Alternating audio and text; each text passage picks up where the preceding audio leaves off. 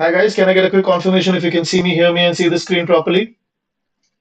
Is everybody able to see me, hear me, and see the screen properly? Can I get a quick confirmation on the chat?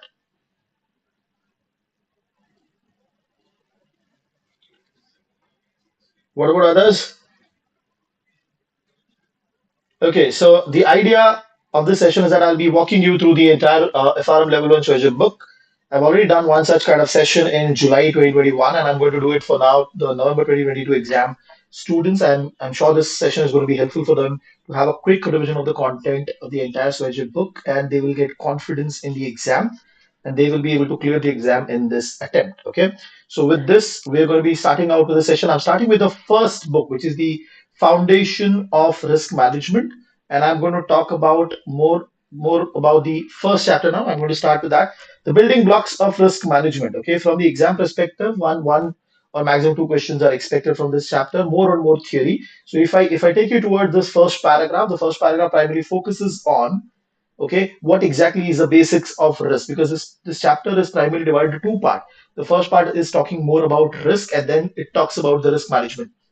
So over here, they're talking more about what exactly is a risk. Risk is nothing but uncertainty which impacts the business. Anything which you cannot predict with certainty is kind of a risk for you. Okay, you expected a return of 5% and eventually it came out to around 7% or 3% or 1%. That is your uncertainty. Now, whenever you take risk in any part of your life, it can be business, it can be your life, then you also get a return. Higher risk, you get higher return for your risk taking ability. Okay, also the second paragraph, it gives you overview of that risk is not necessarily about the size of the potential loss. It is more about how you talk about how you analyze the risk and how you can protect yourself from the unexpectedly high level of impact. Okay, so risk is obviously about deviation from the normality, deviation from the expected part, but it is also about, can we calculate the very huge impact that we might face. So we are also wanting to getting ready for that high impact part. Okay, so this entire section focuses on what is risk. The next part, it talks about risk management. Okay, and this is the core of this chapter. So as a firm, you will have a team sitting who is going to look after the credit risk, market risk, liquidity risk, but they will overall do the management of the risk, and to do that they will have to follow a series of activities. Okay, a series of sequence or series of activity which they want to do it so that they can protect the firm from the variability of the impact. Okay. Now, when they want to manage risk, it's more of a defensive technique. I'm just focusing on that part. Defensive means because you already knew that you're entering into a business, but over there you expected some amount of risk, and you have entered into that business because you are expecting a return also. So risk management is a defensive technique which focuses on how do I manage the risk properly so that I can get a good return in as a benefit out of that. Okay. And also risk taking as an ability. A lot of companies, they enter into projects, a lot of companies, they enter into bets where they test their risk taking ability. In a very simple language, what is a risk taking ability? It is basically an incremental risk that you're taking. That means you're taking an extra risk. You're going out of your comfort zone and you're taking an extra risk. Why? Because you're going to get an extra incremental gain out of it. So when we talk about risk management, it is more from the perspective of going and taking an extra step so that you get an extra benefit. Okay, so and risk management is just managing that risk.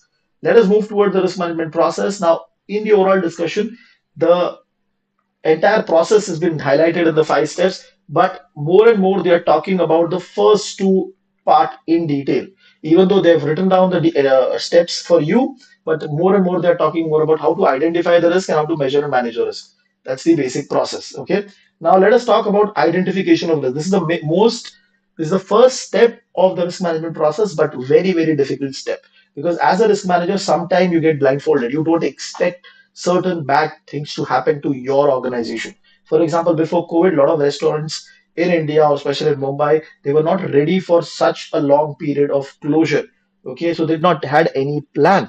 Okay, so they did not identify that as a risk, and hence, since the identification was not there, they were not ready to take care of that risk. Okay, so identification becomes very, very important. Now think about this, in big organization, how do they take care of that risk? So obviously they will have their own set of processes, but they also do a lot of brainstorming. They ask risk management team to talk to the frontline people, They do surveys, they do discussions, they call industry expert to understand whether we are missing any risk or not. Okay, the ultimate aim is that we should be able to identify all relevant risks for my business. In some cases, you might have industry level businesses also. For example, if I'm a part of IT industry, there's an NASSCOM body, which is the IT industry body in India. They can also have some guidelines, they can have some material which can help me to understand that, okay, this is the risk that IT companies are facing right now. Okay, so you might do brainstorming, you might do surveys, you might ask questionnaires. Okay, you might ask experts from other industry to come. Okay, you might interview your frontline employees who are directly dealing with the customer to understand what is the risk in the business.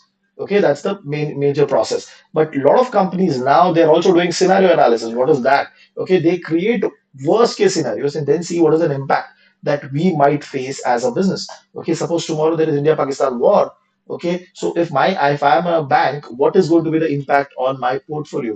If I've made investment into stocks, I've made investment into bonds, the prices might go down and it might impact my portfolio value. Similarly, I might not be able to remit money to particular clients who are based out of Pakistan, for example. Okay, so all of these, they try to create scenarios and worst case scenarios and try to understand what is the risk that we are facing. Okay, now when we talk about identification of this, they have given a very good diagram. Okay, I'll just directly go to the diagram. So first is expected loss. Okay, expected loss simply means when I start a business, I know that certain kind of risk I will definitely get. Because think about this from the perspective of say Citibank, who is giving credit card. So when they into the business of credit card, they know that 2% or 3% of people would ideally not pay them back. Okay, they will default. And I take that into consideration that okay, this is a normal expected loss. Okay, the word over here expected is very important. This is what the industry or company knows in advance more or less is going to happen. Okay, so expected loss is my understanding of what loss I can face when I enter into a particular business or a particular transaction. Okay, next is unexpected loss. So what companies try to do is they try to take some historical data, they calculate, and they try to calculate some worst case situation, okay, which as per their understanding is going to be the impact. That is their unexpected loss. Okay. Now the real game starts above this. Okay, what is the known unknown and unknown unknown? Known unknown, you can simply think from the perspective that you knew about this risk. Okay, but you explicitly did not calculate the severity, or it is very difficult for you to calculate the severity or the impact of that event. But you knew that such kind of incident can happen to you. Okay, that is known unknown. What is unknown unknown, which is nothing but you are not even able to imagine what that this incident can happen to me. Okay, and so you are not able to clearly visualize that event and also not able to clearly understand the impact of that event. Okay, so it was not even in your radar. The unknown unknown is something which was not even in your radar. Okay, the known unknown, you knew about this. Okay, that okay, you can face such a loss, but you never calculated it, or it was slightly difficult for you to calculate. That is the overview of the losses that we are talking about. So as a business, okay, most of the time you are able to capture only expected and unexpected loss because it is very comparatively easy to calculate. But the above two part, where the actual definition of risk management starts, or actually where you understand what is happening, comes into picture, that is difficult for risk managers to identify. And if you are able to do it, then you are able to protect your company better. Okay.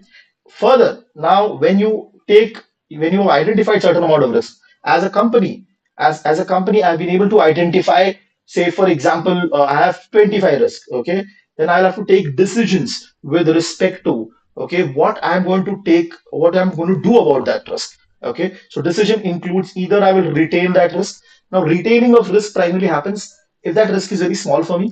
Okay, and I can consider this as a part of my business. Okay, and I can live with that risk. Okay, so I will not take any external steps or anything extra. I'll just live with that risk. That is retaining the risk. Okay, you can also mitigate the risk. What is mitigate the risk? It simply means as a business, okay, I am going to take steps to reduce the impact of that risk. Okay, so I might get team. Okay, I might say for example I face a risk that there will be a fire in my building, so I'll have a fire extinguisher placed so that whenever there's a fire, the impact will get reduced. Okay, so I will take steps to reduce the or mitigate the impact of that risk. That is also one decision I can take. Then I can also avoid the risk. Now, this is very simple logic. Okay, suppose you know that going into a particular business is can create a loss for you.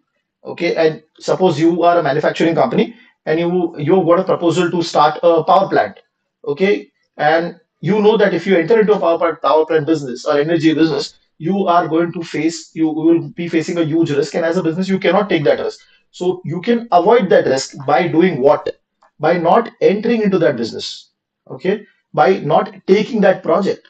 Okay, simply avoid entering that market, avoid entering into that product, so that you can avoid that risk, because you feel as a business that risk is very big, or you might not be able to manage that risk properly. Okay, so avoid, retain, and mitigate. And there can also be transfer of risk. Now, transfer of risk generally happens through insurance. You can also use derivative products to transfer it to somebody else. Why would you transfer that risk to somebody else if somebody else can do it at a very cheap cost and efficiently as compared to you?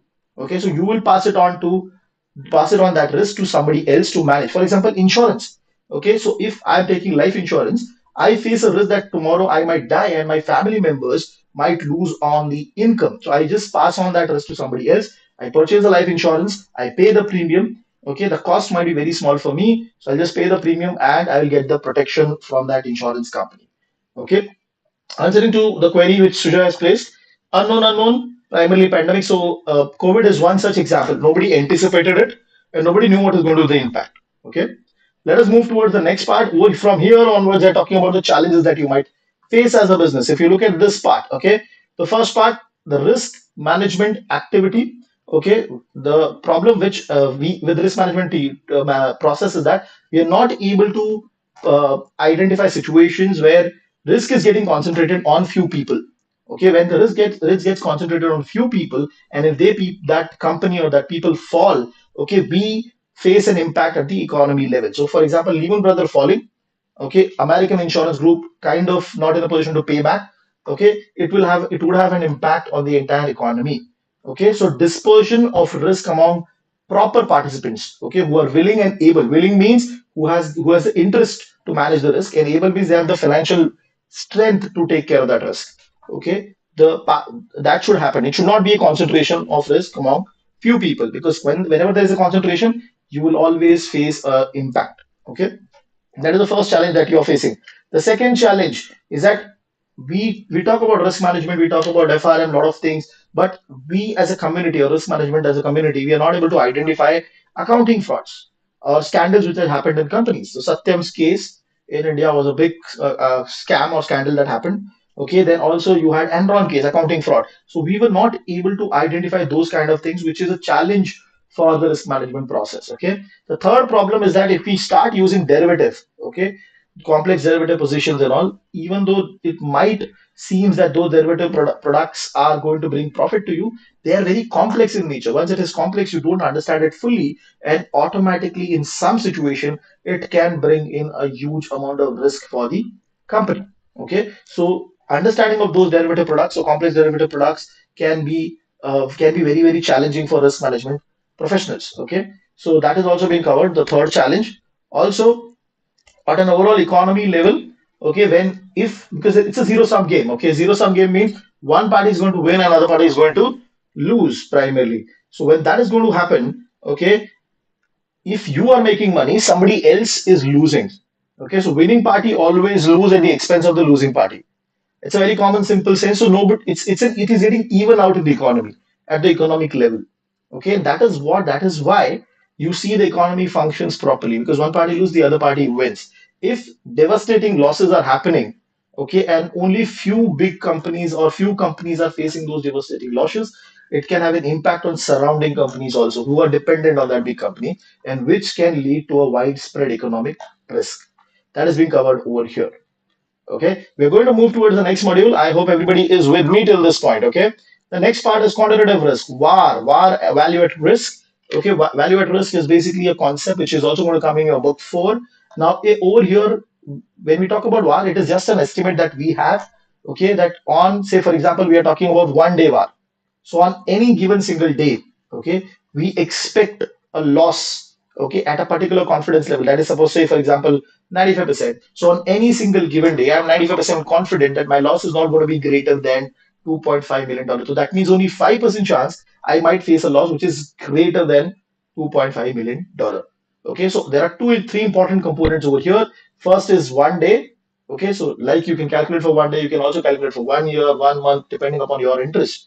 You can also change the confidence level from 95 to 97, 98, 99, depending upon what you are looking at. And this part, $2.5 million, this is the calculated part. Okay, the example that you see over here, this is an example of historical VAR calculation, historical simulation VAR calculation. You take the historical data of all the returns. Say, for example, you're taking, say, 1,000 monthly returns. So you have monthly data now. Okay, so 1,000 monthly returns are available. You take that 1,000 monthly returns and you sort them. When you sort, you get the lowest on one side. So this is my lowest return, and this is my highest return. And if suppose I'm calculating 5% VAR or 95% VAR, so what is 5% or the lowest 5% of those 1,000 returns? So I'll take 5% into 1,000, I get around 50. Okay, and primarily I will try to take what is that 50th data point, okay, from the lowest side. I'll start from here, I'll continue walking. What is that 50th number? Okay, suppose that number is negative 15.5%. So that negative 15.5% is my VAR number. Okay, and when I multiply this VAR number to my portfolio value or asset value, I get VAR into dollar terms also. That is around 1,55,000 as per the example, obviously. When you go and look into the book 4 example, book 4 first 3 chapters, VAR is talked in detail along with expected shortfall. Okay, sorting on the basis of worst to best, yes, lowest to highest. That is normally going to happen. We will always start from the lowest side. Okay, let us, and this, there is a diagram also where this is my lowest, which is the lowest return, and this is the highest return. I'm starting from here and I'm reaching to the 50th data point. I reach and I get this as a number as my VAR.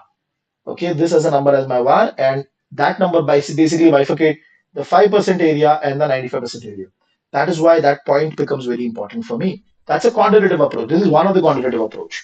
You can also do economic capital calculation. Economic capital simply means that you are keeping certain amount of money aside in liquid reserve to protect yourself, okay, as a company. Okay, if you look at broader terms, economic capital, there is a regulatory capital. Economic capital is something which you have calculated as per your own understanding of risk.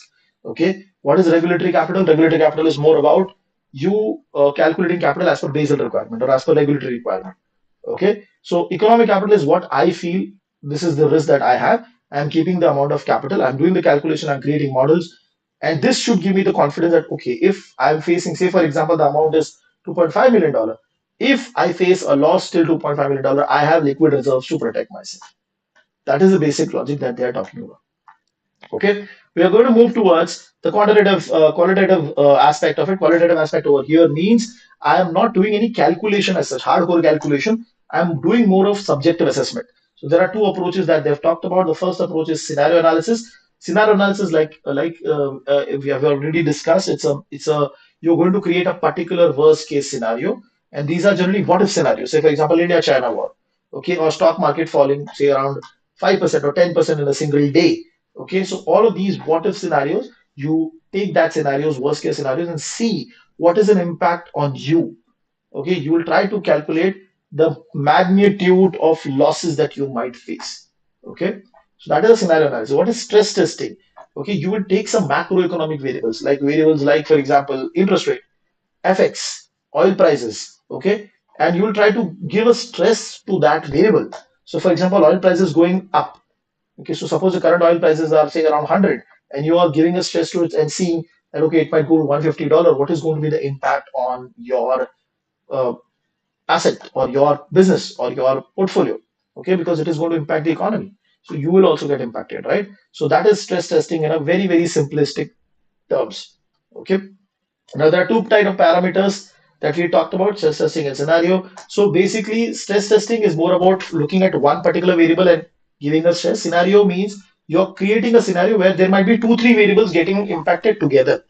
So, for example, if there is an India-Pakistan war as a scenario, okay, FX rate will also get impacted, interest rate might also get impacted, and our GDP will also get impacted. Two, three scenarios getting impacted together.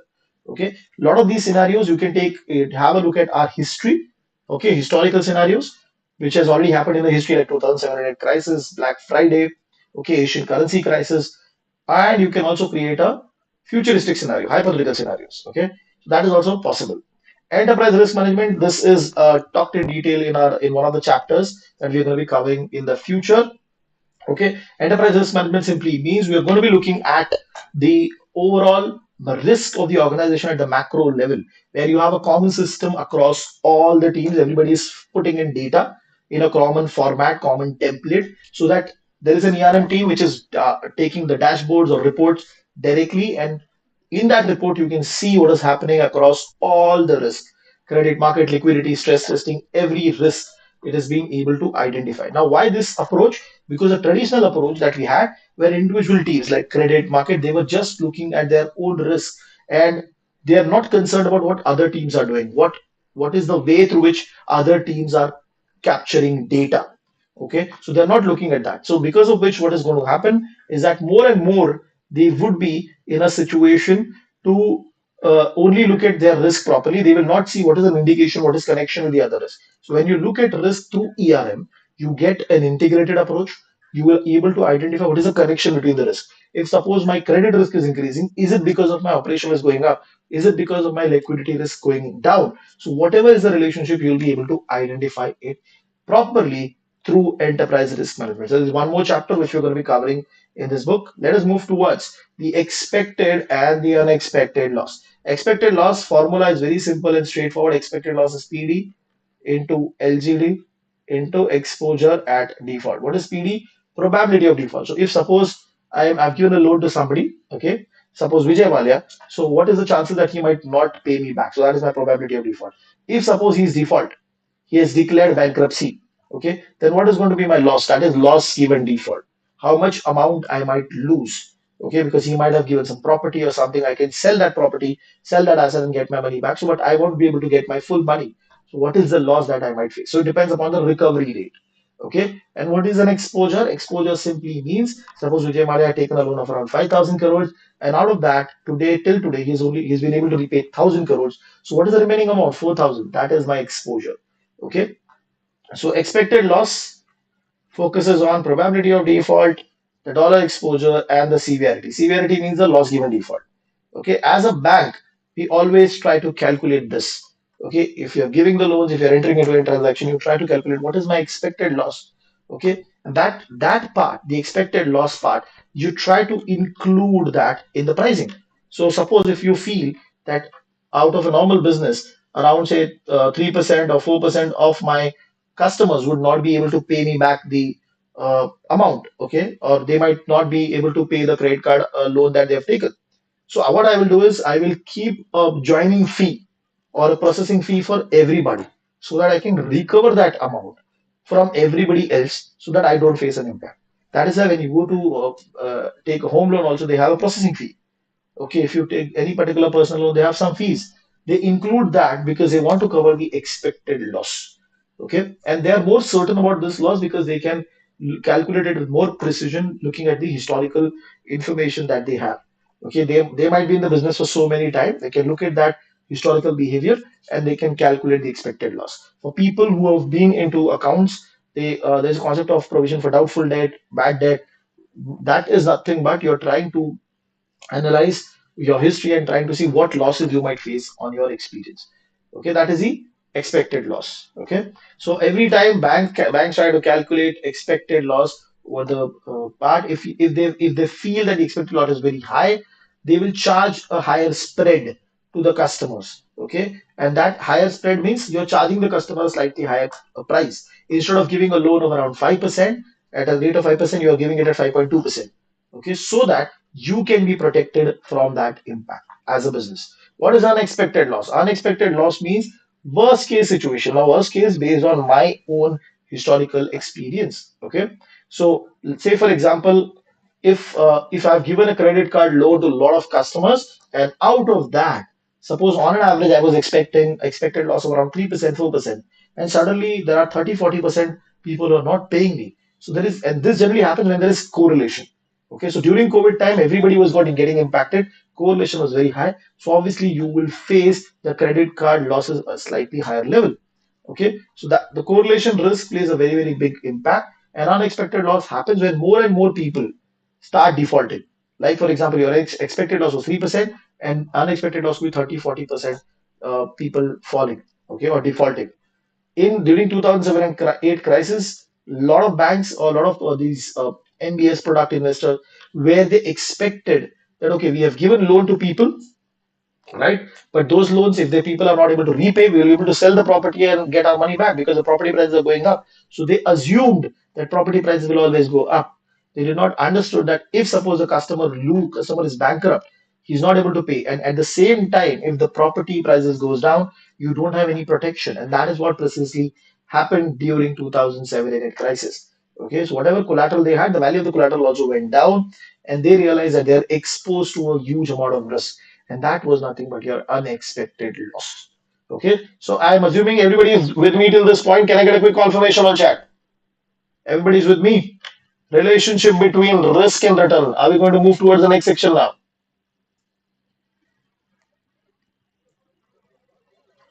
Let us move towards relationship between risk and return.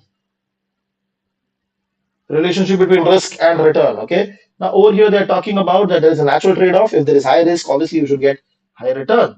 Okay. So if you are as a business, if you are into a process, if you are into a product or services which is slightly risky, then your returns are also going to be higher. Okay, and that potential reward or return is connected to your risk. Okay, so expected loss, unexpected loss, everything. Okay, when we talk about these impact or expected loss, unexpected loss, it is talking about the risk side. If the risk is slightly higher, your expected loss will also go up, your unexpected loss will also go up. Okay, they have also given a relationship with respect to the corporate bond and a government bond. Obviously, we know government bonds are risk-free securities because government can print money and give you money back. Corporate bonds are slightly risky, okay, and because of which, what happens is that they have to give a slightly higher yield. Yield means return, okay, because the risk is very high, okay. So that yield that we see, if I give you a very basic, simple example, there is a government bond where the return is 7%, and there is a corporate bond of say Yes Bank, okay, which is giving you around 10%. The gap of that 3% is a credit spread. Okay, and why is Yes Bank indirectly giving 3% more than the government bank? Because there are a lot of risk involved into it. The first and foremost is the credit risk, that if you have given money to Yes Bank in terms of bond, you have purchased the bond, Yes Bank might not give you back the money. Okay, so that is a credit risk. You might also face a liquidity risk. You have purchased the bond of a Yes Bank, but now you're not able to sell that bond in the market. There's no market available. That is the liquidity risk. Taxation impact. Government bonds, you might get tax benefit. Over here, you have to pay the tax. Hence, the returns required is slightly higher. So all of this will play a huge role. So when we talk about return, okay, there are a variety of risks which you as an investor might face, and that is why you are expecting a slightly higher return from any investment. Okay. They are also talking about risk tolerance level. So risk tolerance means if we talk about the risk tolerance of the market, okay, which basically means our ability to take risk. If my risk tolerance level is slightly higher, that means everybody is becoming more and more strong. They're not afraid. So the relationship, the rate or the yield between the 7% and 10% will be gap between them is smaller because now people are not considering Yes Bank as highly risky. Okay, because the risk tolerance is the market has gone up. Similarly, if the risk tolerance in the market goes down, even a slightest amount of risk the people will be afraid of. So the gap between Yes Bank corporate bond yield and the government bond yield will be higher because they don't want to, market doesn't want to take risk. Okay, and if even the smallest amount of risk is coming, they expect a very high amount of return. That is being compared and explained over here. Now, when we talk about this paragraph broadly talks about the same principles of expected loss, the PD, ED, and LGD. Okay, when we are looking at any expected loss part, the main first very important component that comes into picture is the probability of default because it plays a very, very big important role. Because if your PD increases drastically, you expect the loss to go very, very high. Okay, and especially in terms of derivative products where the exposure amount is not fixed. Okay, in a loan, the exposure amount is fixed because you have given a loan of 100 rupees. The maximum loss that you can face is 100. But in a derivative product, the maximum loss can be 1000 also. Okay, so over here, PD becomes very, very important because your increase in PD is generally connected to your ratings, your the financial condition of the counterparty, and all of that. So there are a lot of factors which will play. For example, now Credit Suisse, a lot of market participants feel that Credit Suisse is going to get impacted because the CDS premium is going high. Market expects that CDS is facing, Credit Suisse is facing problem. Okay, so there are a lot of factors involved into it. Next part, when we operate into an economy, okay, tail risk events, okay, which is our intention to identify as a risk management professional. What are the tail risk events? These are extreme event which are very high impact event. We want to identify that. If we want to identify, we will have to focus on the correlation part.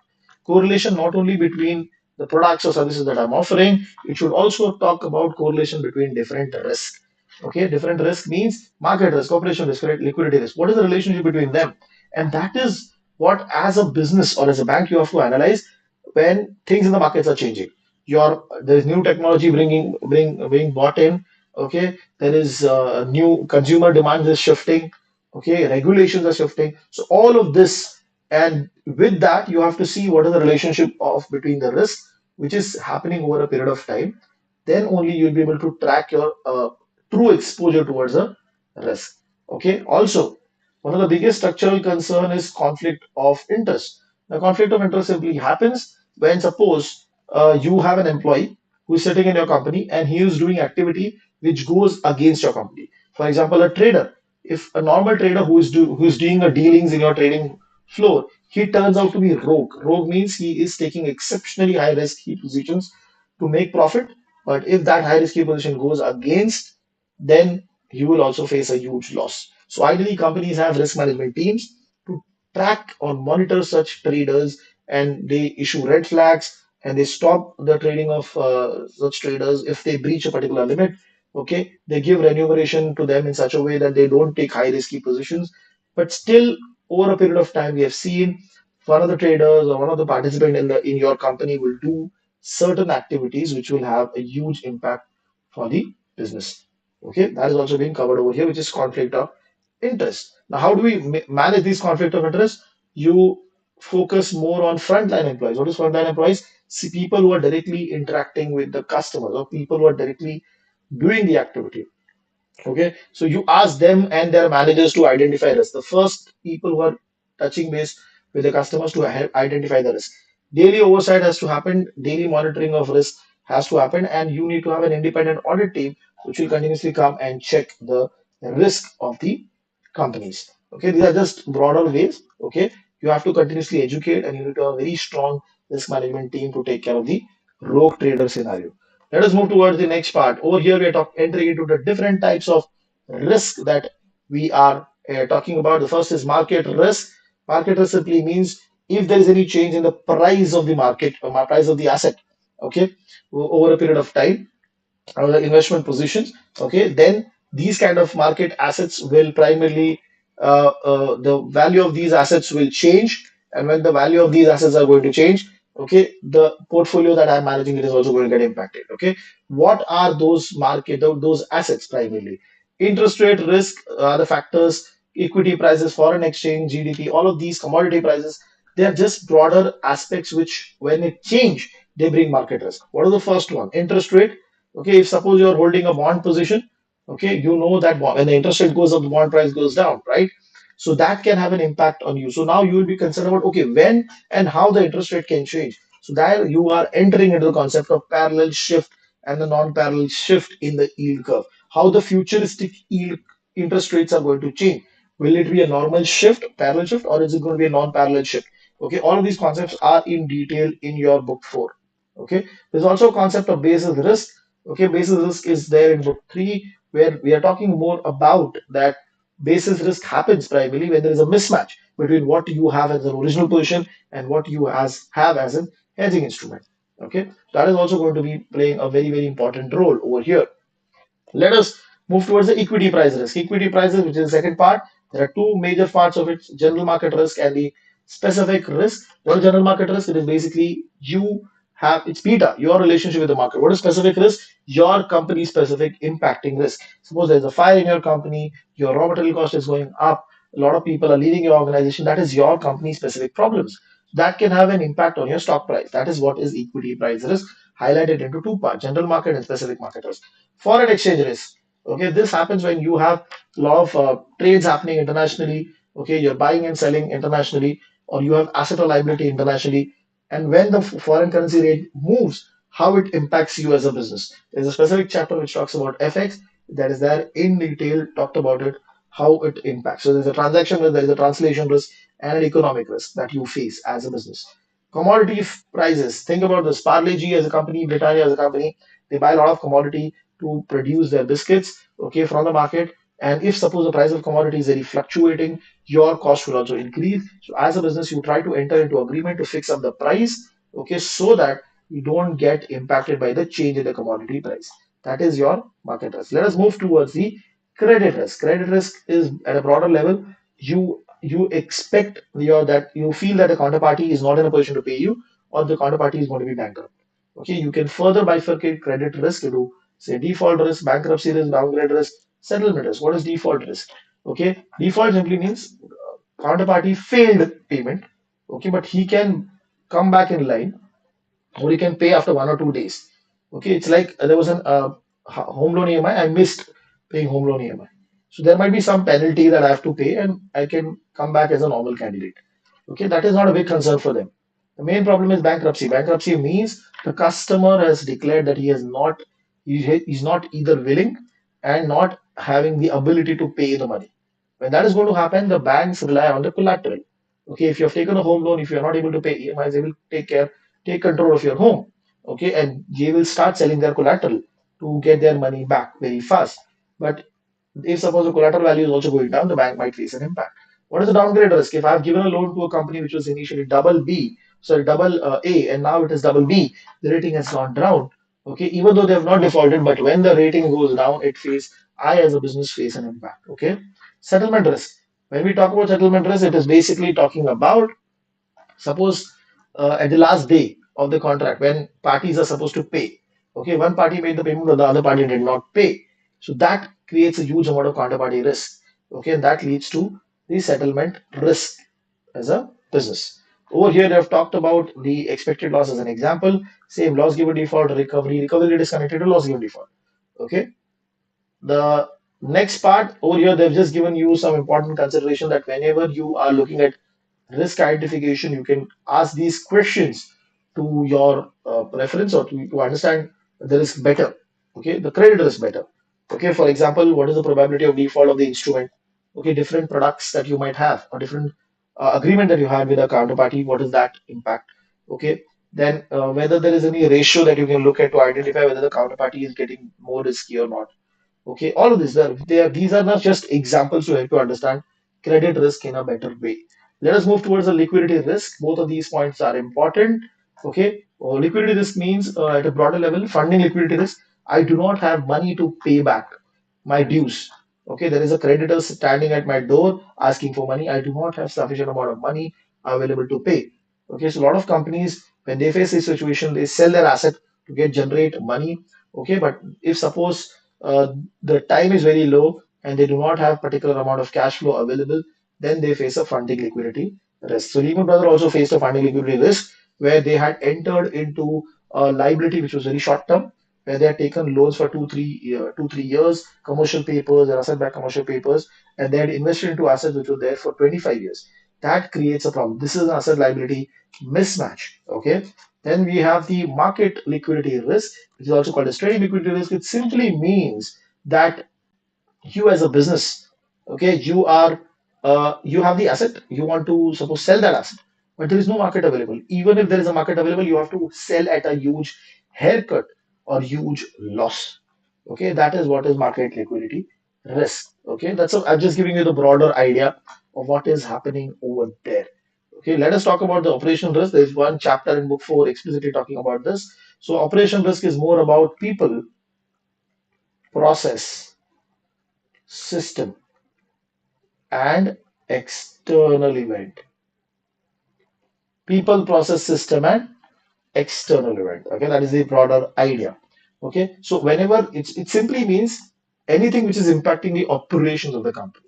Okay, if for example the operations are getting impacted by flood, that is an external event, or if there's a fraud happen because of a few people in the organization, or my process is not doing properly, or they are not working properly. If my system means there's an outage, computers are not working, servers are not working, your operation is getting impacted. That is your operational risk in a very simple and straightforward part. Okay. Legal and regulatory risk. Legal risk simply means suppose your customers, your suppliers, or your employees, for example, they have filed a case against you, okay, because you're not able to perform your duties properly. That is legal risk. What is regulatory risk? Regulatory risk simply means that you have the regulation has been changed by the regulator. For example, RBI is bringing in a new rule and it is impacting you. Now you have to comply with that rule, and you do not have time or resources, so that is going to create a problem or some additional work for you. Okay, so regulatory risk is more about uncertainty risk with respect to how the government is going to change the rule. Okay, business risk and the strategic risk. When we talk about this, okay, the business risk is more about the raw material cost or your employees hiring, okay, as a normal business, your day-to-day operations, okay, revenue and cost related part. But when we talk about strategic, say for example, Reliance entering into Geo, okay, mobile phone business or in telecom business, that was a very strategic decision by the top management of Reliance. And if that did not work out well, you would lose a huge amount of money. Okay, so over here, companies invest huge amount of capital, human capital, technology to make sure that their strategic opportunities are exploited. Okay, now over here, there are a lot of new risks because you are entering into new product, new markets, new business which you do not have experience in before. Okay, something new that you're going to do.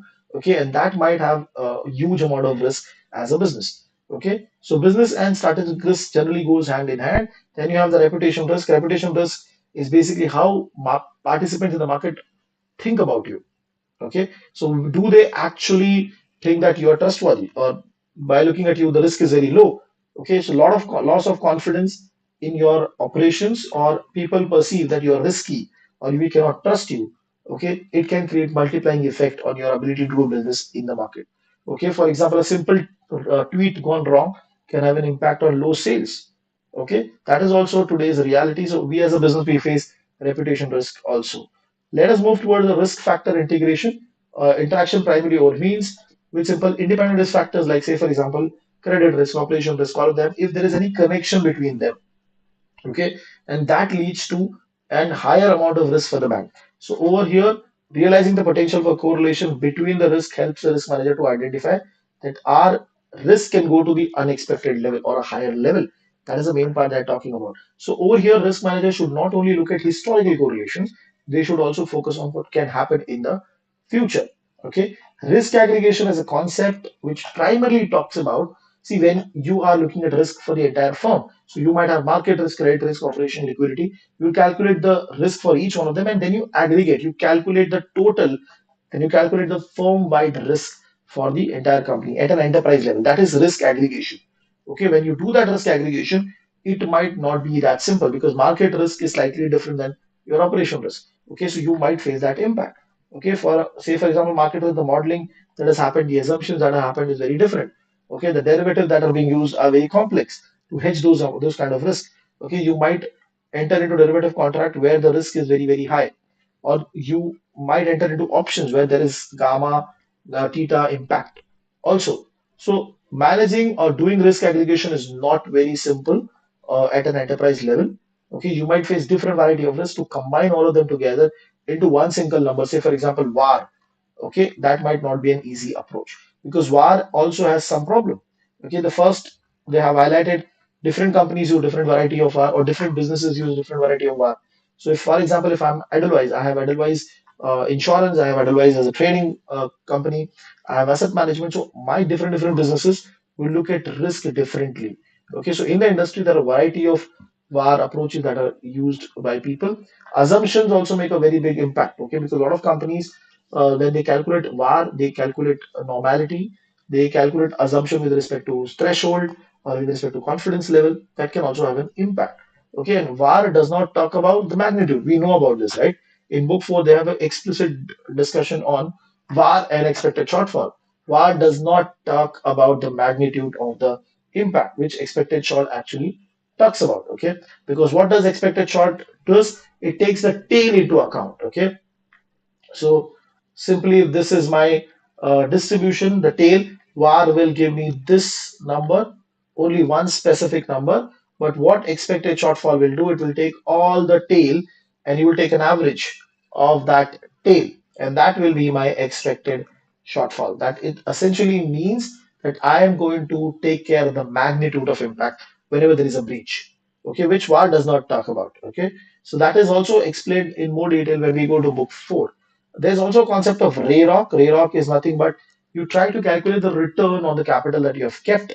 Now, capital over here means economic capital, but it is risk-adjusted return that we are trying to identify. Because when we invest into any particular projects, we take the risk and we get the return. So you have to adjust the return with respect to risk to get a true understanding of what is the actual extra return that we have generated. Okay, there are a lot of formulas which are available in the market. Okay, but there's this broader formula that has been given. I don't expect direct calculation to come over here. In the past exam, once I've heard about the calculation being asked, not more than that. Okay. When we talk about the formula, the RAROC can be used. This part can be very important. Okay, RAROC is used to compare businesses. So how my asset management business is doing as compared to my investment management business. Okay, so at a business level, you can compare which business is giving you a better RAROC. Investment analysis, if I want to invest into a particular product, particular asset, whether that asset is going to give me a good amount of RAROC or return as adjusted for risk. Pricing strategy is also there. See, if I'm starting out with new product, I want to identify the price. Okay, to identify the price, I have to understand what is the risk that I'm facing so that I can include that into my pricing. So RAROC helps you to come up with that pricing strategy, which will help them to manage the impact. Okay, that is why the RAROC is very important. And risk management perspective, yes, because we can look at whether the projects that we have entered into is it better than the is it giving a good amount of RAROC for the amount of risk that we are facing. So RAROC has a wide applicability in the industry. There are various impacts that are being given to you. Okay, so I think so. We're done with this chapter. Well, I'm going to quickly move towards the second chapter, which is the governance of risk management, right? Oh, sorry, how do firm manage financial risk? We're going to be quickly going through that chapter. I hope everybody's good on the first chapter. I'm going to move towards the second part. Okay, how do firm manage risk? Okay, first part, corporate risk management strategies for risk management process. The decision making that we was expected to do: accept the risk, avoid the risk, mitigate the risk. This is similar from the first chapter, right? Okay, you will, as a risk management team, you will take the responsibility to take these steps. These are the final decision that you're going to take with respect to the risk that you're facing, and they are again explaining this in detail. What is going to happen when you take accept the risk? You basically understand that if you want to transfer it to somebody else or if you want to mitigate it, it's going to be very costly. So you accept the risk as a part of the business. Okay, it might have a very small impact in your business, but you own that risk. That is accept the risk. You can also avoid the risk. It simply means you don't do that activity, you don't enter into that business. So you stop that activity entirely. Okay, and because the risk is going to be very huge for you, so you avoid entering into that business, the product, the service. The next is you are mitigating the risk. So you are taking steps. Okay, you might hire people or you might have built up a team, you might hire a software, okay, to manage that risk on your own. Okay, so manufacturing companies might mitigate the risk of higher labor costs by automation. Okay, so you are taking steps to reduce the risk. What was the risk? That labor cost can go very high. Okay, transportation company sees that the fuel cost is going to be very high, so they try to find some alternative on their own, or to say transport a lot of things through planes or some other part, so that they can face lower amount of cost. The last is transferring the risk, which means, say for example, taking insurance. Okay, but when you transfer the risk, you actually face a counterparty risk. How come? Suppose if I have taken an insurance with respect to say fire, okay, on my property. So now my counterparty is my insurance company. If tomorrow the insurance company defaults and they are not in a position to pay, whatever protection I had is gone. So that is where the counterparty risk becomes very, very interesting. Okay. So, and this is connected to your transferring part. So they have given you over here one example where they're talking about what is the cost benefit analysis. If I am a bank and I face a risk of cyber attack. So I will do a cost benefit analysis. If tomorrow that cyber attack happens, what is the cost that I might face? The cost is $75 million. Oh, that impact is $75 million. Okay, so I will see if that this cost is very huge for me. I will definitely take steps to protect myself. Okay, if it is going to impact my core business as a bank, then definitely I'll take step to protect it. So you basically take a decision whether managing a particular risk is going to give you any benefit. If the benefit is very huge, you'll take steps to take care of it. Okay, so every business manager, every company head, they will always take the cost benefit analysis when taking a decision with respect to the risk. Okay, you can also create a mix of strategy. In some part of the risk, you can manage yourself, some part you can transfer. That can also happen. So it depends upon what risk you're facing. The next part is risk appetite related to risk decision making. What is risk appetite level? Okay, risk appetite level means amount of risk that I can manage on my own. Okay, now when you take that impact, okay, there are generally five steps, okay, which are highlighted. Okay, first is identification of risk appetite. Every business, okay, when they start their process, the first step that they do with respect to the risk management, they try to identify what are different types of risk that they have faced, and they create a risk appetite statement. Now, when we talk about risk appetite, it has two important components. The first is risk willingness and risk ability. Okay. Now, risk willingness simply means that you have the interest to manage that risk. Okay, or you are interested to manage that risk. That is willingness. But when we talk about ability, ability means I have the capacity, I have the money or the strength to manage that risk. Okay, so if you have both of them, then your risk appetite is very strong. Okay, so a lot of companies they keep capital, tier one capital, which are the basic related capital, money basically, to protect the bank from any impact. Okay, so risk appetite helps you to identify what is the maximum that I can take as a risk, and you also keep capital to protect against themselves. That is the idea. They have given you example of how companies manage risk. So, for example, okay, I might have the total capacity of taking the risk up to $200 million. That is my capacity, but I have kept a risk appetite, my internal appetite at $170 million. Okay, there is a reason that I've kept it at 170 because my actual level is going to be 150 lower. Now think about this. If suppose this actual level breaches the risk appetite level in some cases, then still also I have the capacity which is more than that level.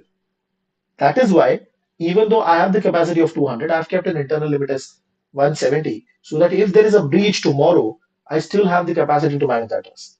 Okay, that is being explained in this diagram at an overall level. Let us go to the board role of directors, the board of directors. What is the role that they are facing? Okay, or what is the expectation from them? When we look at these part, okay, their first point is very simple. They have to create strategies.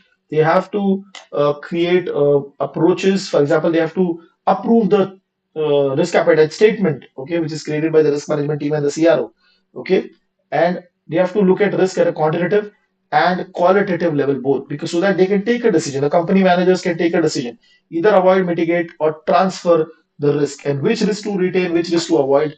That is also been discussed with the guidance of board of directors. Okay, they can also have qualitative aspect. They can also ask for quantitative. Quantitative is VAR and expected shortfall, which will give us an idea of how much amount of loss that is going to happen.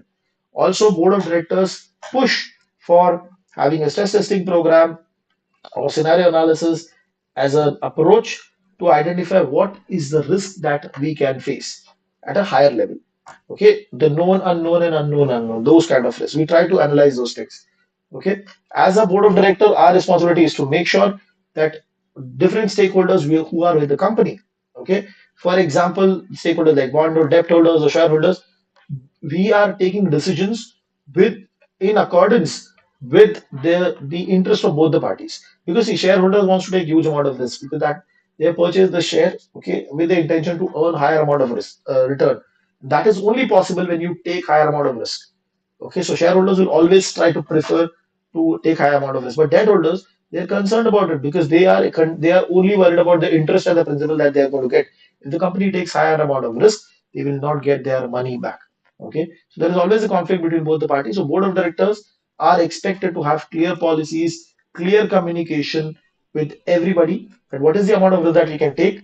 Okay, that means the risk appetite has to be communicated not only internally but also externally, and those statements has to be very detailed for the risk managers who are actually going to take day and day decision, or line managers with respect to the risk.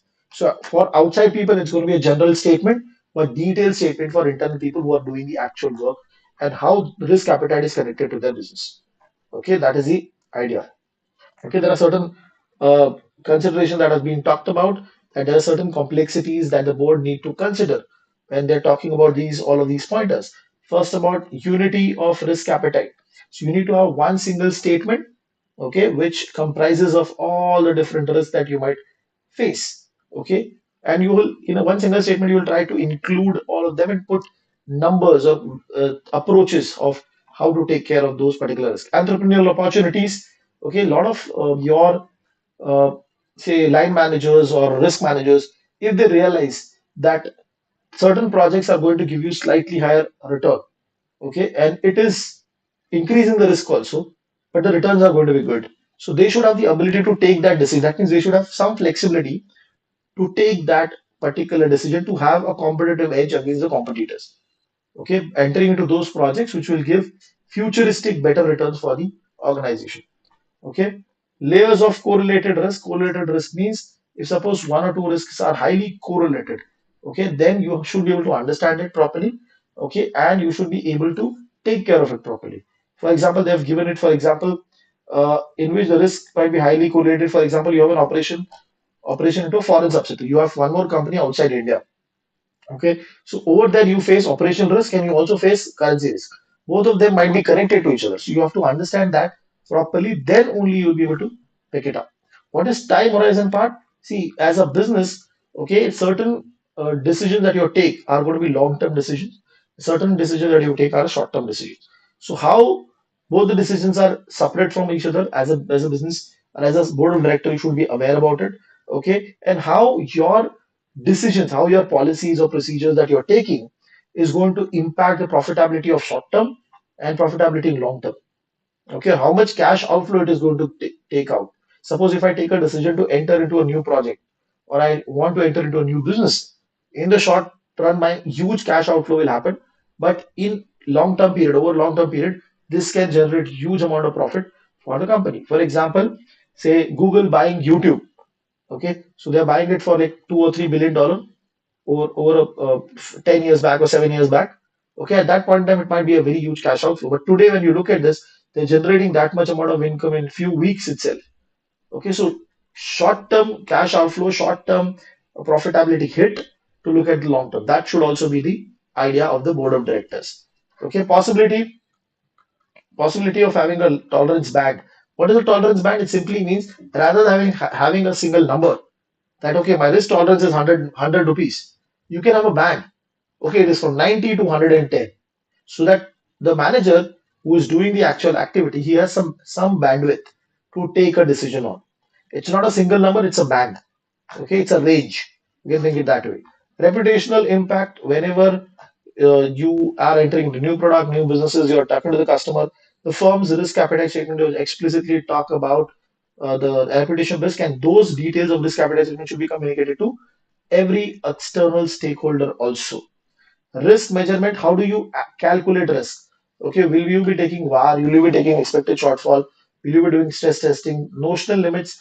Notional limits is basically, if you remember one of the chapter called swaps, they have all of the swap agreements, you have notional principle.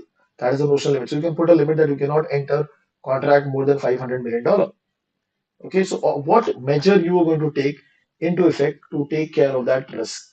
That is also being covered over here. I'm taking a quick 2 minute pause. Uh, I hope everybody is with me till this point. Can I get a quick confirmation on chat?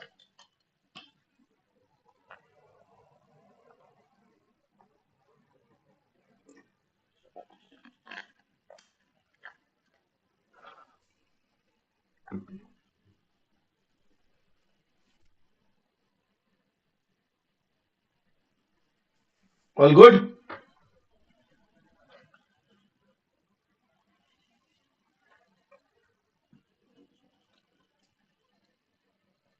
Perfect. We're going to be moving towards the next section now, the risk mapping part. Okay.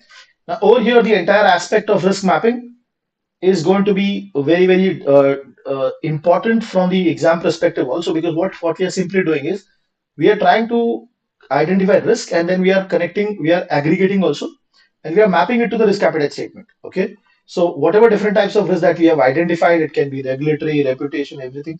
As a risk manager, we have to first look at all of this risk, identify all of this risk. We have to identify what is the interaction between them, what is the correlation between them, and then we have to also map it to the risk appetite statement to see at an overall level what is the risk that we are facing. Okay.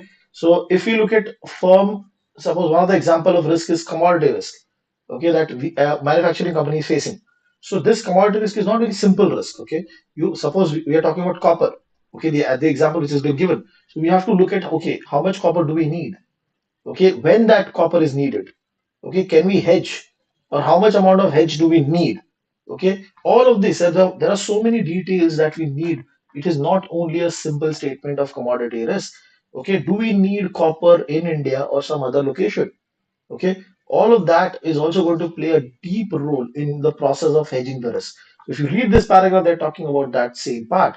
Do we need 10 million or 1 million pound of copper?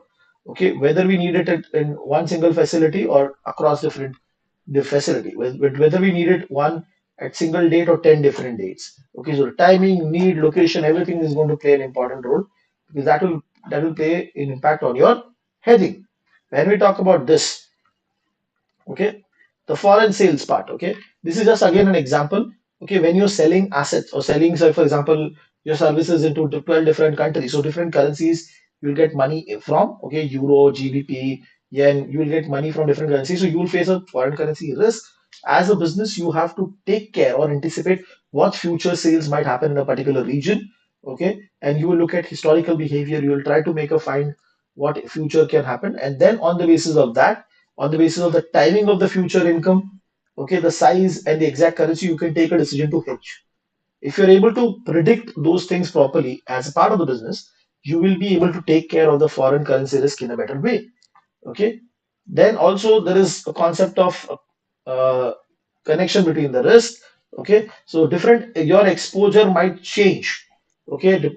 At variety of time. Okay. Some point in time you might face huge pressure because of the oil prices going up. Some point in time you might face a different impact in your business. So it is going to change. It is going to change over a period of time. So your magnitude of exposure is going to change. The timing of the exposure is going to change. Okay, and the location, because there is some risk which you are facing, but your Indian business is not facing. Your UK business is facing that impact. So location also plays an important role. So as a business, you have to always calculate when you look at risk. It is not that simple part. Okay, you have to look at the exposure of the risk, timing, the location, and the methodology to understand the risk in a better way.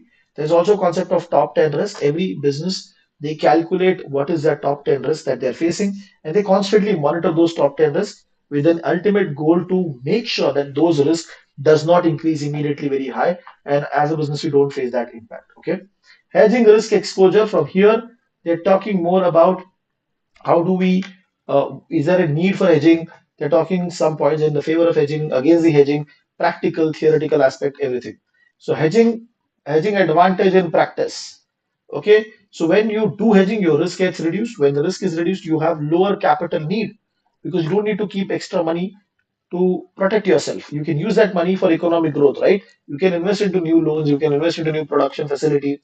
Okay, and when your risk is reduced, you have low volatility of your earning, so more shareholders benefit, because there is more stability in your business. Okay, when you go to the market to borrow money, people will recognize you as a good company. They will give you money at a low rate of interest. Okay, you'll be able to get more capital from outside also if there is a need. So additional borrowing is possible with less restriction. So you go and take loan, there will be less restriction because your company is very stable. Okay, so that is one of the straightforward benefit of doing the hedging, because it reduces the risk and it has a compounding effect on all of these things. Okay, cash flow advantage. Okay, when you do hedging properly, you make sure that you reduce the risk, and you also you try to cover the impact on your cash flow, the direct money that is going to come from the part. Okay, so they have given an impact over here. Suppose if I'm facing a commodity risk, can I enter into a hedge with respect to futures or forwards and all of that? You're actually trying to hedge against the cash flow impact of that particular risk. Okay, so you take that perspective also, and when you're considering that, you're actually reducing the impact or of those cash outflow. Okay, you're reducing your impact of say for example losses, because you're trying to hedge the risk every single time. Okay, it will, and if you smoothen out your revenues, or smoothen out of your cost. Smoothen means you bring stability in your revenue and cost. So your tax liability will also go low over a period of time. You are able to manage things over a period of time. There's no sudden jump in your tax part. Stability of operation gives more confidence to the stakeholders who are invested into the business. Suppose there's a vendor who's going to do business with you. If he has confidence with you, he will give you raw material with 70 days time to pay, right? But if he is not having confidence in your business, he will ask money in 10 days. Okay. So customers, suppliers, lenders, everybody will, all of these stakeholders, when they see that the business is very stable because you're doing hedging, they will be more actively involved into your business also.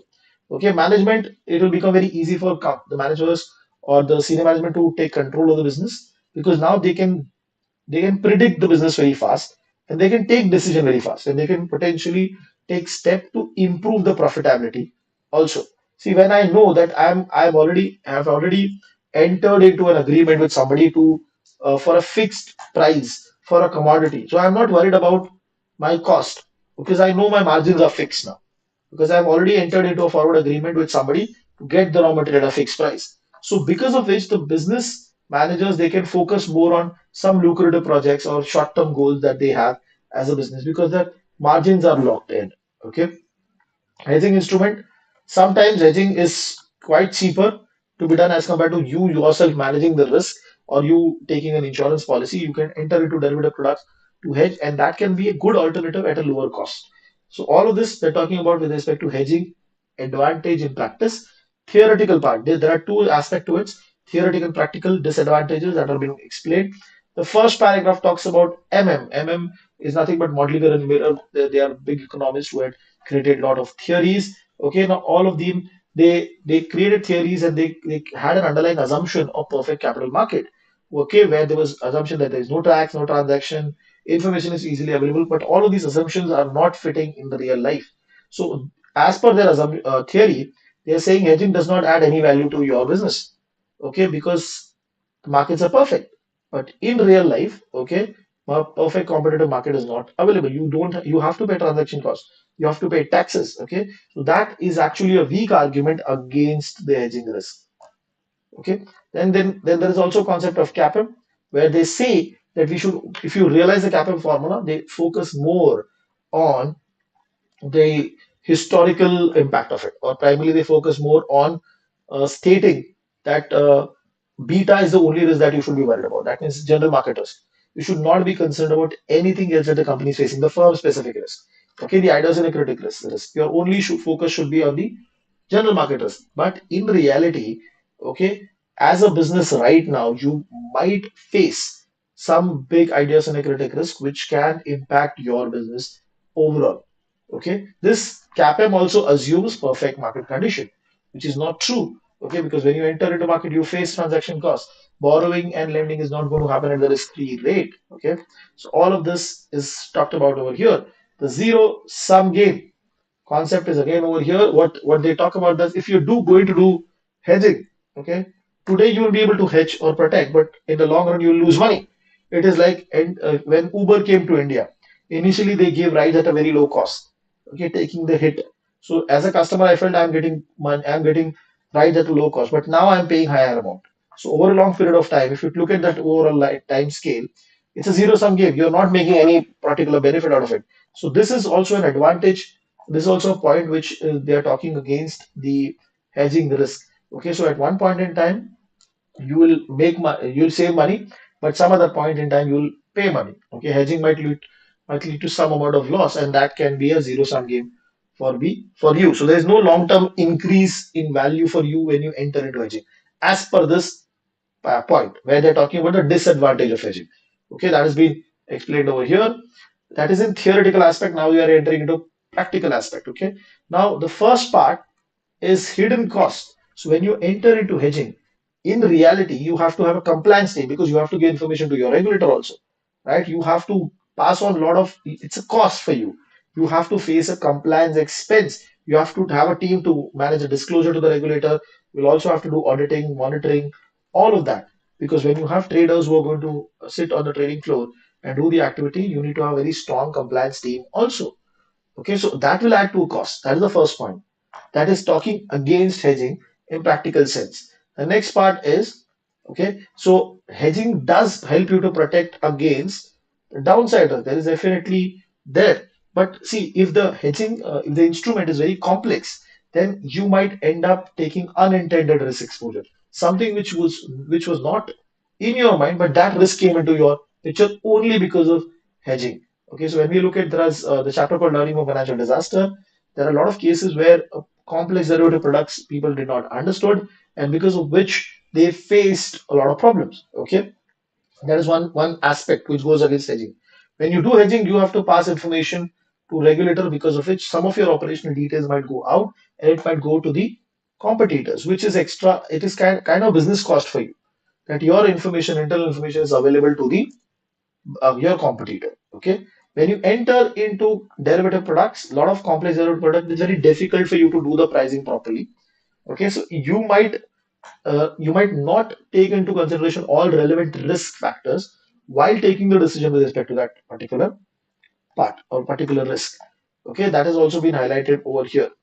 So hedging may not be a zero sum game every single time. Hedging is an activity. Okay, so you might make some mistake over here and there and end up getting an impact. So these are the pointers which I've been talking about with respect to hedging advantages, disadvantages, and all. Let us go to the challenges involved in hedging strategies. Okay, when we talk about this, one potential challenge that we face when we look at hedging as an activity by the business. Okay, if suppose while looking at risk exposure, we did not look at exposure which we are actually getting impacted. Selecting the wrong risk or missing relevant risk or misestimating risk, all this could lead to incorrect hedging, and which can lead to a bigger problem for you. Okay, in a very simple language, you did not hedge properly because you did not understand the risk properly, did not estimate the risk properly. Okay, or you hedged for some other risk itself. Okay, the next part being other challenges being market trend may change. Okay, so you have created a hedge against certain part, or say for example commodity part or foreign currency, and things have drastically changed over a period of time, so your hedge will become irrelevant. Okay, a lot of times company they enter into is dynamic hedge where they have to constantly monitor and change. Okay, now the challenge that you're facing is, if you constantly want to monitor and do the change in the hedge, it is going to include a lot of cost. Okay, and if suppose you missed, then it will have an impact on you as also. Then there is one more point which I've talked about, flawed hedging strategy, which is connected to the first point, that if suppose you try to create a hedge which is wrong, or hedge itself was not proper, which can lead to a greater risk for the organization. Okay, over here they have talked about MG case. This case is going to come in your book 3. Okay, book one, when lessons for financial disaster. Over here, we are going to be talking about that MG as a company, they have entered into a derivative position where they had short-term, entered into a long-term contracts with their customers, long-term forward contracts, where they were selling oils to the customer, and they try to hedge it with the short-term contracts in the futures market. Okay, and when they entered in the future market, the spot price of the future was very high and the future price is very low. So we expected the market future price to go up, but eventually the spot oil prices went down, and they started facing impact because the futures where they entered into as a long position, the future prices started going down. Okay, they've started facing huge amount of margin calls. Okay, and when that huge margin calls started coming to them, they did not have the cash flow to pay the margin call, and because of which they had to exit from the hedge. Okay, so whatever long position they have taken in the futures, okay, they started selling. When they started selling, the price went more down because their position was very huge. Indirectly, it led to more losses. Okay, and ultimately, the company faced huge impact because of this strategy that they had. Okay, this is explained more in detail in your chapter of hedging with learning from financial disaster. Okay, one of the core problem that they faced. Okay, the main company, which is the MGRM, which is the German company, Gesellschaft, German company. So they had an American subsidiary. The communication between the subsidiary and the parent company was not properly done, and because of which there was huge amount of pressure from the parent company to exit from the hedging that they have done, exit from the long future position that they have done. Okay, that has also been highlighted over here. One of the challenges that we face with respect to hedging is that if you want to do hedging, You need to have system. You need to have people with the specific knowledge. Okay. So you need to have capital also, money within the company to do stuff or activity. Human capital should also be there. So everything cannot be outsourced. You need to have certain specific qualities when you do the hedging as a company. Okay, so you will have to hire people. That is actually a cost for you. Okay, hire them, manage them, all of that. When we talk about uh, the series of challenges that you face if you want to create a strong risk culture within your bank, okay, the few suggestions through which you can create that is basically constantly uh, do training to employees. Okay, create early warning indicator. Early warning indicators basically will tell you whether there is a risk concentration happening within the companies. If yes, then that is also going to highlight it in a proper manner. Okay, so you get to know about that beforehand. Okay, conducting trainings with respect to risk to everybody. Okay, so generally you have a risk plan or a training plan where you give information to people on an overall level. Okay, and you train people so that they can anticipate risk in a better way. Key staff or the important staff within the business, they you should be able to identify that these key staffs will be they are taking care of it, they are doing the activity properly, and the risk limits that has been set by the business, they are, if they are breached, then senior management is informed properly. The top 10 risk of the company, it should be tracked properly. That is the responsibility of the board of directors. That whatever the top risk of the organization, we are constantly monitoring it. If you focus on these things, your risk culture within your bank is going to be very strong. I'm taking you towards the next side, which is the risk management method. Okay, hedging operational and financial risk. Okay, now over here, the first part, when we talk about this paragraph, as a company, we not only are going to focus on the revenue and the expense side, but we also should focus on the liability and the asset side.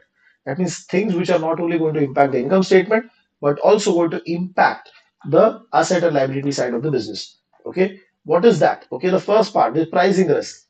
When you enter into a business, okay, if the cost of raw material is not in your control, you will not be able to set prices properly, or you will not be able to generate good amount of revenue properly.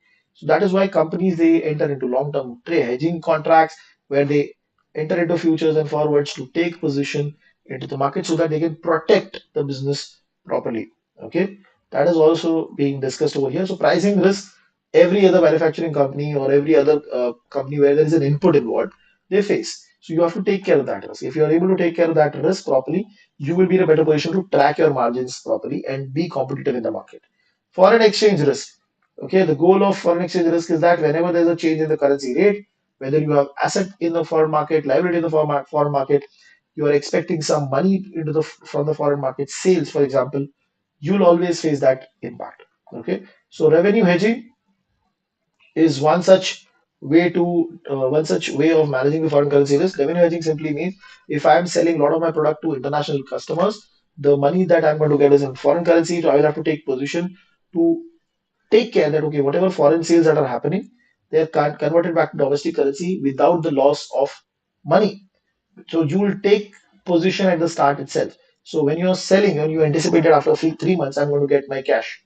It's a dollar. So right now, today itself, you are entering into a forward contract to convert that dollar into INR because you take steps beforehand to take care of it. Okay. Now, when we, as a bank, you might have exposure to variety of foreign currency.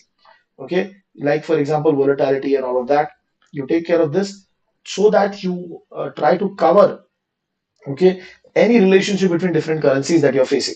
So for example, USD and GBP, they have a very strong correlation. So you're selling it to different currencies, you're selling it to different markets, so you have to understand how the volatility of the currency is going to impact you, how the correlation between the currency is going to impact you, and taking that into account, you enter into contracts to protect yourself. Okay, further, when we enter into a forward contract, you try to fix. They've given you the example of what is forward contract. So, like I said, I'm expecting some money, say around $1 million from the US in USD from the future market. Okay, we are going to enter into positions right now, enter into a forward contract to fix up a discussion that okay, in the future I will be getting this, I'll be paying this much amount of USD, convert into INR at a fixed rate, so that we don't face that impact. So you also take care of that by entering into hedging positions. Also, there's a concept of natural hedge, natural offset, which simply means Suppose if I have variety of impacts to variety of currencies, if suppose one currency is going up, the other currency is going down. So as a bank, I'm getting the risk that if the risk is increasing in one end, the other risk is going down. So there is a natural trade-off that I'm getting benefit of because I have exposure to variety of currencies. Okay, that is a natural trade-off as a concept. I'm moving towards interest rate risk. Now companies, for example, bonds. Okay, they have entered into bonds, so they directly face an interest rate risk. Okay, also a lot of companies they have borrowed, say, from international market and where the rate of interest is say floating and now the interest rate is increasing, that is going to have a huge cost on you. So how do you hedge that? So a lot of companies they enter into swaps. Okay, swaps to protect yourself against the interest rate risk effect. Okay, a very basic and simple example of this would be, suppose if I'm a bank, okay, and I have already have a floating rated, okay, floating rated loan outside, I can enter into a swap where I will be paying fixed and I will be receiving floating. So in reality, what is happening? My floating is getting cancelled, and because of my swap, I'm actually paying only fixed. So this is the way you try to hedge your interest rate risk. So if you've already taken a floating rated loan and you expect that the rates are going to go high, you can enter into a swap to convert that floating into a fixed rated. Okay, so you are actually taking a hedging position to reduce the impact. Starting a dynamic hedge, we have heard about this at an overall level. Starting means you have taken a hedging strategy, but that hedging strategy is not going to what do you say, change primarily. It is good. You have taken a hedging position that is going to remain more or less constant over a period of time. Dynamic hedging strategy means you will enter into that position every now and then. You will keep on changing. So when you look at book three, you have using hedging for futures. So you talk about tailing the hedge as a concept. That is nothing but dynamic hedging strategy. You're changing the hedge to match the requirement of the hedge as of now, so that you are protected overall. In a static hedge, you don't do that. You just enter and you just do the hedge and you forget. Okay. But when you enter into the dynamic hedge, you also face a huge amount of transaction cost because every single time you're going to be changing the hedge, there's going to be a transaction cost. So also there are certain additional points that you have to remember when we enter into hedging position. Okay, you have to consider till what time I'm going to hedge. What is my hedging horizon? Okay, is it matching to the original position that we need? Okay, if I'm entering into hedging, what is going to be the financial impact of it? Okay, will it have an impact on me over a period of time? What is the taxation impact of entering into a derivative position? Okay, all of this is going to have a impact on me as a business. Okay, that is also being covered over here. Next point that we have to talk about is when we enter into tools. Now they have given you series of risk management tools that we can enter into. You have to take a decision which tool is going to be a right sizing for your risk management activity. Okay, which tool is going to cover the risk management in a dynamic way? When your risk is changing continuously, which tool will help you to cover it? Whether the tool is complex, whether you have people who can manage that tool properly, it depends upon you as a business. Okay, what are the different types of tools that are available? Okay, you can enter into a stop loss limit. So these are very basic things. If I purchase a stock right now and I expect that the prices will go down, I can enter into a stop loss sell. Okay, that is also possible. To reduce my impact, when the stock price will go down, I will just automatically sell. What is the notional limit? Okay, notional limit means I can put a limit that okay, my traders will not take position where the notional principal is going to be above than $500 million. Okay, risk specific limits. Okay, over here the concept is that you can put limit with respect to say liquidity risk or with respect to like say operation risk, that you don't want your specific risk to go up. So you can put limit at an overall company level that our risk should not go above a particular amount. What is maturity gap or maturity limit? Asset liability mismatch. If you have borrowed money for a short period of time and use that money to create asset for a long period of time, that creates a maturity mismatch. Okay, so you can also put limit to reduce that gap. Okay, gap between your asset and liability. Concentration risk, companies face a lot of them.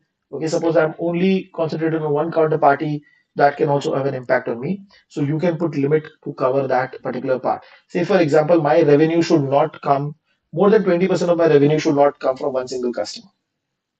That is also how you're keeping control over your concentration risk. Okay. Greek limit. Greek limit simply means that you in options chapter we're going to be talking about delta, vega, gamma. Okay, so you can put limit over here that your sensitivity towards these derivative option Greeks should not be very high. Value of risk, this is very simple. You would expect that okay, my risk level should not go on any single day above that VAR limit that we have calculated. You can also look at stress testing and scenario analysis. Okay, over there we are going to be talking about when and how the stress testing and the worst case scenario that we have identified. Okay, you can also create those worst case scenarios and identify the tail events, those tail events, and then those tail events you can calculate what is going to be an impact. So you are actually protecting yourself against those worst case stress points that you might face. Okay, so you can also put some limit over there that okay, in any situation we should be ready till up till this level or up till this amount of level of risk. Okay, this paragraph, the goal of risk management process is to be not only to calculate the risk but be ready for it. Okay, you're adequately protected against that risk. And if you want to be adequately protected, you have to understand the risk properly.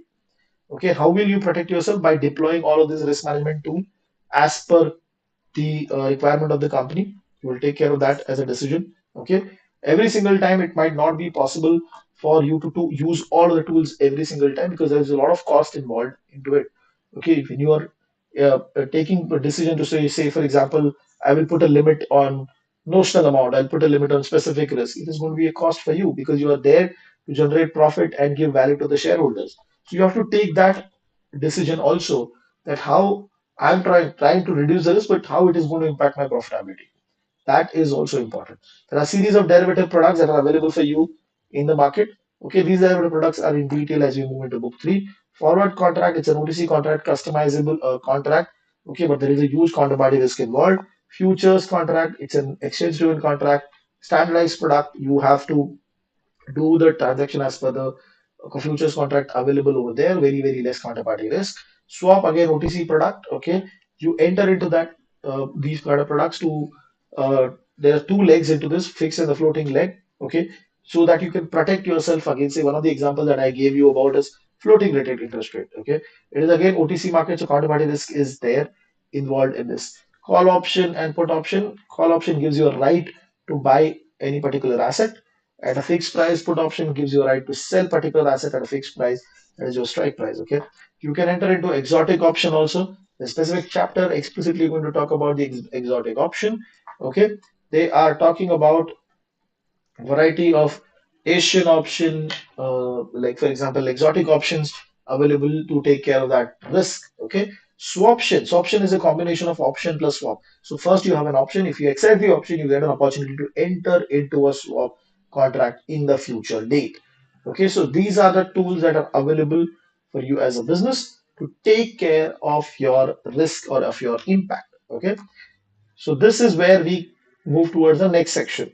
Over here, they're talking about the basis risk. Now, basis risk again and again, they are talking about over here, but the detail of the basis risk is there in book three. Okay, basis risk primarily happens because of the mismatch.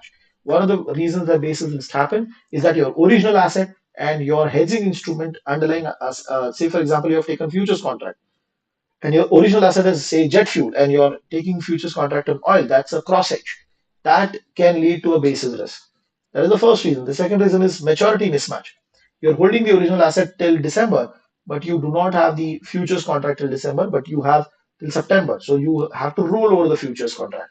That can lead to a basis risk for you. So your maturity does not match. Okay. So all of this is when you enter into an exchange driven contract. If you enter into OTC, the basis risk will be low. Why? Because you can do a lot of customization. Okay, but you face other type of risk. You face liquidity risk. You face counterparty risk. All of that also comes into the OTC market. Okay, they have given you an example. Suppose you have jet fuel. Okay, when you enter into an exchange to hedge, you might not get futures on jet fuel, so you will have to take futures in crude oil. Okay, if you would have gone into the OTC market, you would have been able to enter into a specific trade for jet fuel and do the hedging properly. So it helps you to reduce the basis risk, but you get exposed to other kind of risk involved over here. Okay, so with this, we have completed the second chapter. Okay, what is the third chapter? Governance of risk management. Okay, We're going to be entering into the third chapter. Is everybody with me till the second chapter? Can I get a quick confirmation?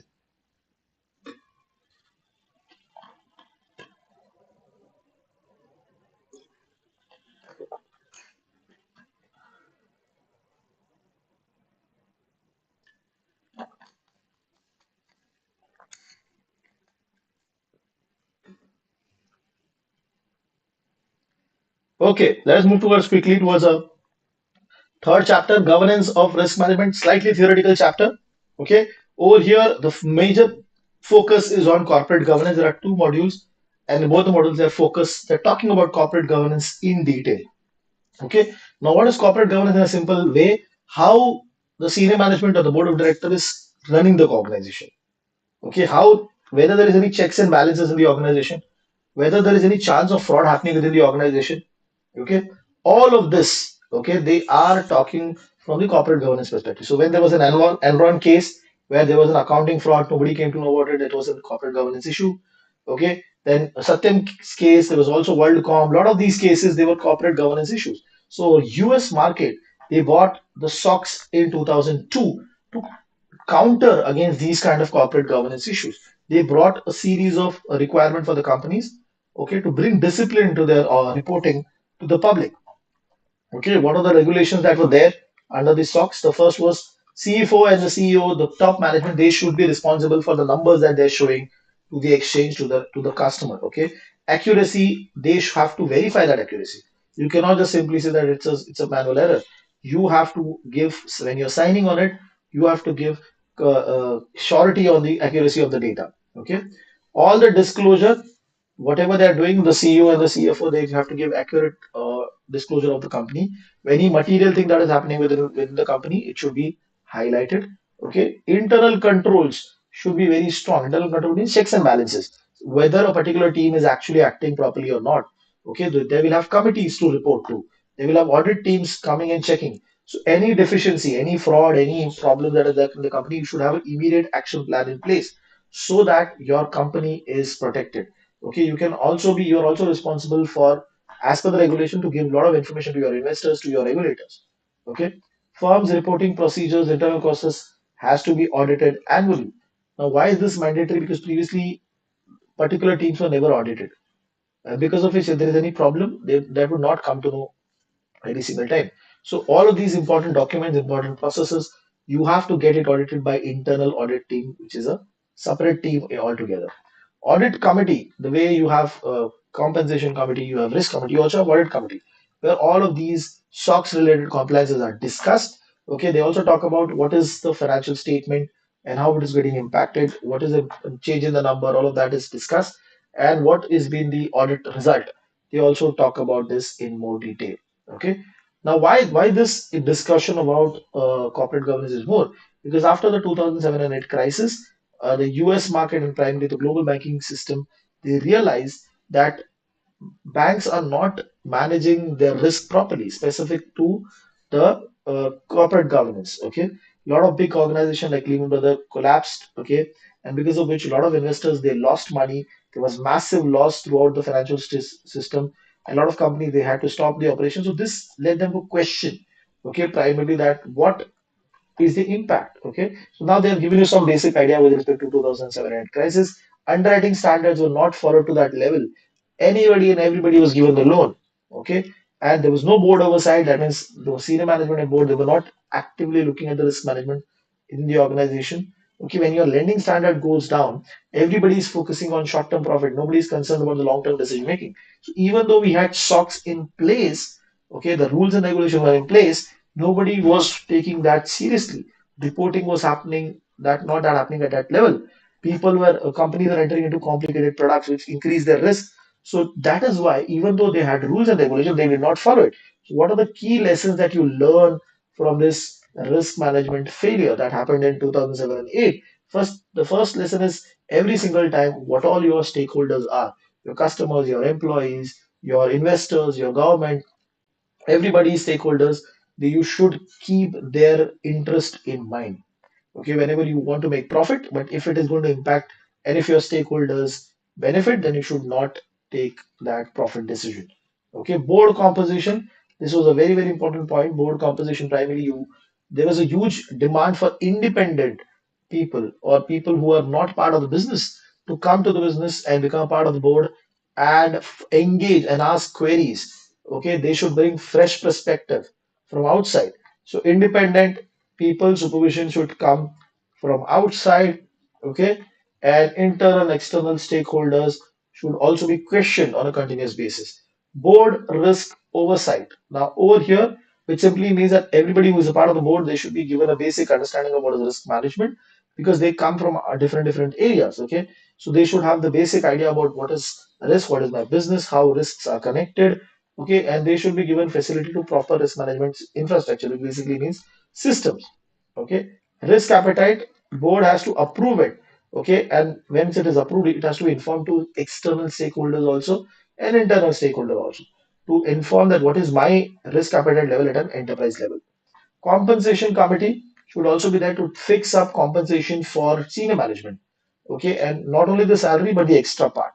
And whenever you're fixing up the compensation, you have to put pointers that if they do anything incorrect with the organization, then there will be negative effect of it. For example, deferred bonus payment or clawback provision. You add because if the senior management don't take the business seriously, okay, or they try to take focus more on short-term profitability, it is going to have an impact on you as a business, and you're also included in that clawback provision. Let us move towards this part. This is not very, very important. They're just giving you information with respect to Basel part. Okay, the Basel 1 came, they were more focused on credit risk, and they had Basel 2, which focused more on added market and operation risk also. Basel 3 is a refined version. They are also focusing on idiosyncratic risk, which was previously ignored.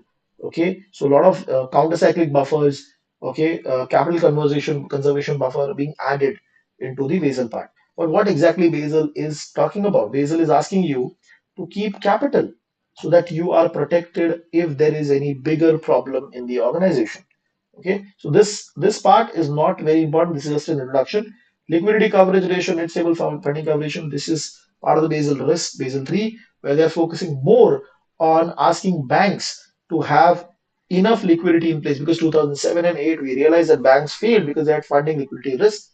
Okay, so the impact of that they are asked banking to keep more and more liquid asset available so that they can use it when there is a real impact. Okay, that is the idea.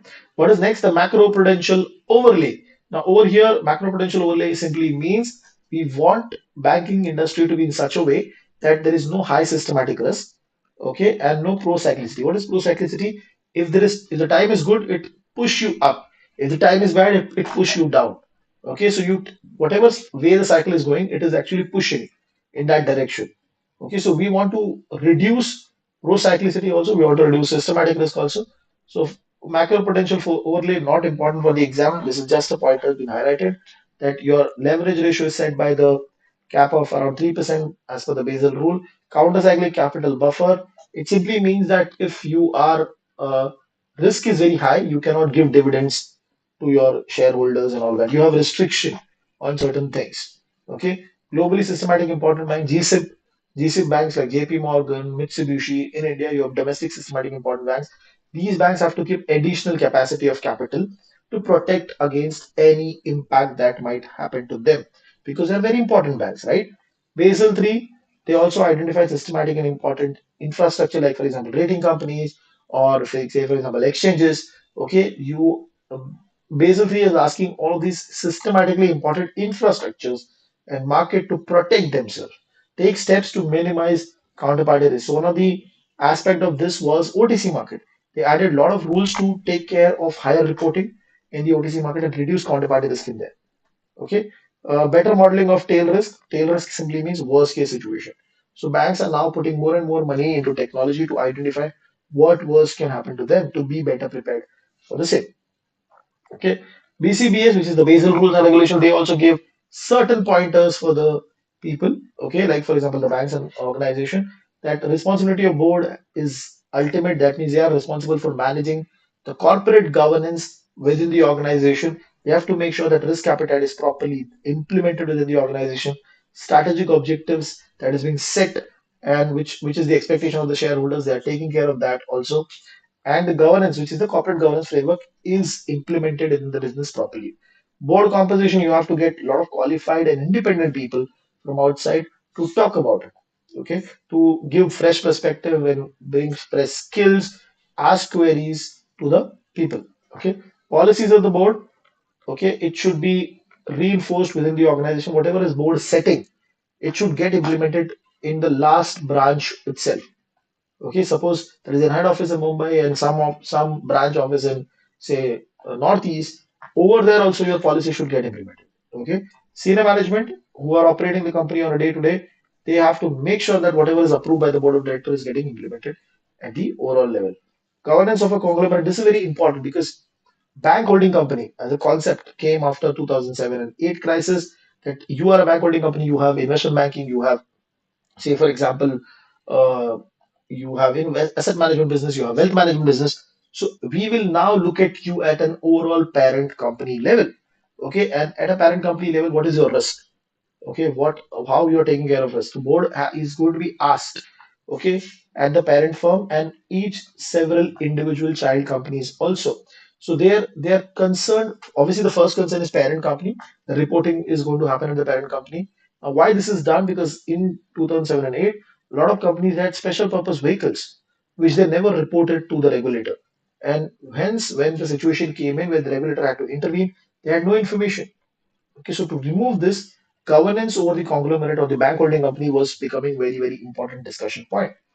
Risk management functions. Okay, if you want to function properly, you want to have a corporate governance properly, you need to have a risk management team which is independent. Okay, and skilled also. You need to have higher FRMs into that. Okay, you need to have chief risk officers into that. Okay, next is as a risk management team, they should be a high skilled enough to identify risk properly, monitor and control risk, and basis that they can take a decision whether to retain, avoid, mitigate, or transfer the risk on a day-to-day basis. Whatever the communication with respect to the risk, it should be given to all the important members within the organization, the business heads, the risk management heads, okay, everybody.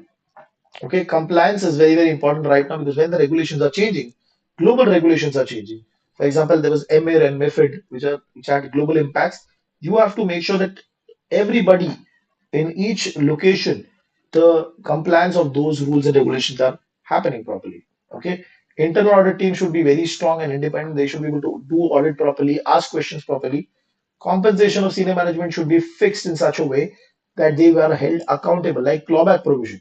They are held accountable for decisions that they are taking. Okay, and there should be enough disclosure to your investors, to your management, so that they get information with respect to what is happening within the company.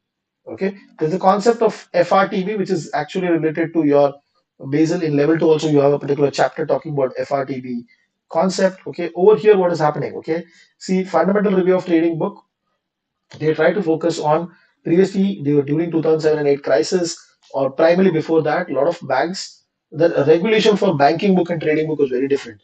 The capital charge was very different. So a lot of banks, they were keeping a lot of assets into trading book because they felt that the capital requirement would be low and they'll be keeping low amount of capital aside. So this gave them a lot of leverage or a lot of benefit.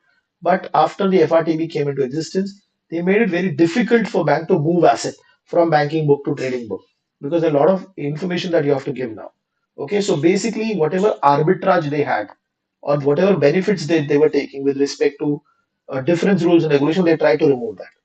Okay, Dodd-Frank Act came into picture, okay, which basic last Eagle Act, all of this, okay, which was there previously. Dodd-Frank Act became the higher version of it. The idea was that they also had Volcker rule, where they restricted proprietary trading because during the crisis, a lot of banks had their own money and they took a lot of speculative position into the market, okay, to remove the impact. Okay, they came out with series of regulation. Okay, for one of the regulation is the bank, you cannot enter into, say if you are enter into investment banking, you might not be able to enter into trading, stock trading. Okay, or you might not be able to enter into broking business. So they put a lot of restriction for the banks so that they can manage the riskiness of the bank in a proper way. Okay, so there were a variety of regulations that came into picture. Okay, and a lot of bigger banks like Bear Stearns or Merrill Lynch were merged into other banks like Bank of America. Okay, only Lehman Brothers was collapsed because regulators had a view that we cannot protect everybody, so one of the bank had to go. But it had a very big cascading effect on the entire global economy during that period of time, the September 2008. Okay, Dodd-Frank Act, which was brought in, they had series of things written down. First point, they were focusing on strengthening the Fed because it is a lender of last resort. If you do not have capital in place, you will never be able to protect other banks. So focus was also on strengthening the Fed and also the systematically important institutions. Okay, for example, in India, you have SEBI, you have RBI, so you have to make sure that they are strong enough. Then only they'll be able to take care of the market. The next is ending too big to fail. Previous to this 2007 crisis, there was a concept that our company is so big, it is too big to fail that the government will never let you fall. So they started coming up with a theory that can we have a structured order, okay, where if there is any big company, need to have a process through which it is, if it is going bankrupt, we need to have a proper process through which it will get liquidated without impacting the market. Okay, that is what they started talking about. Resolution plan that every big financial institution they need to create a living will. They have to tell that if they are going to fall, okay, how will they take care of that entire situation? If they enter into bankruptcy, how the resolution is going to happen to take. They have to write it down and give it to the regulator. Okay, derivative markets, they brought in a lot of rules and requirement for OTC market. For example, if you have entered into a standard OTC contract, you have to enter it on on an electronic platform. Okay, you have to get it centrally cleared. All of this was brought in because they wanted to clean up the OTC market to reduce the counterparty risk. Volcker rule, like I said, proprietary trading was restricted. You cannot use your own money to do speculation in the market. Okay, consumer protection became very big after the 2007 crisis because during that period, a lot of customers were missold the bank loans, okay, and which created a huge problem for the US market. Okay, a lot of customers related face problem because when customers start facing issue at huge scale, they will not trust the bank in the future. Okay, stress testing became very very important for the bank. CCAR, which is a stress testing program. Okay, they bifurcated if you're above $10 million, if you're above $50 million, you have to give different level of stress testing. You have to conduct different level of stress testing and submit the report to the regulator. All of this has been brought so that banks can look at those worst case scenarios and make themselves better prepared. Okay, governance and best practices. Okay, I'm just going to move ahead towards the next part. So this point, corporate governance, why do we need to have corporate governance? When we talk about corporate governance, the first point that comes to my mind especially is that majority of your members on the board should be independent. When they are independent, they will be able to ask queries. Okay, all of the members, they should have basic knowledge of what the firm is doing and they should have some basic idea about risk management. Okay, that is there. And as a board, what is your best practice? You have to make sure that you work for all stakeholders of the company. There should be no conflict.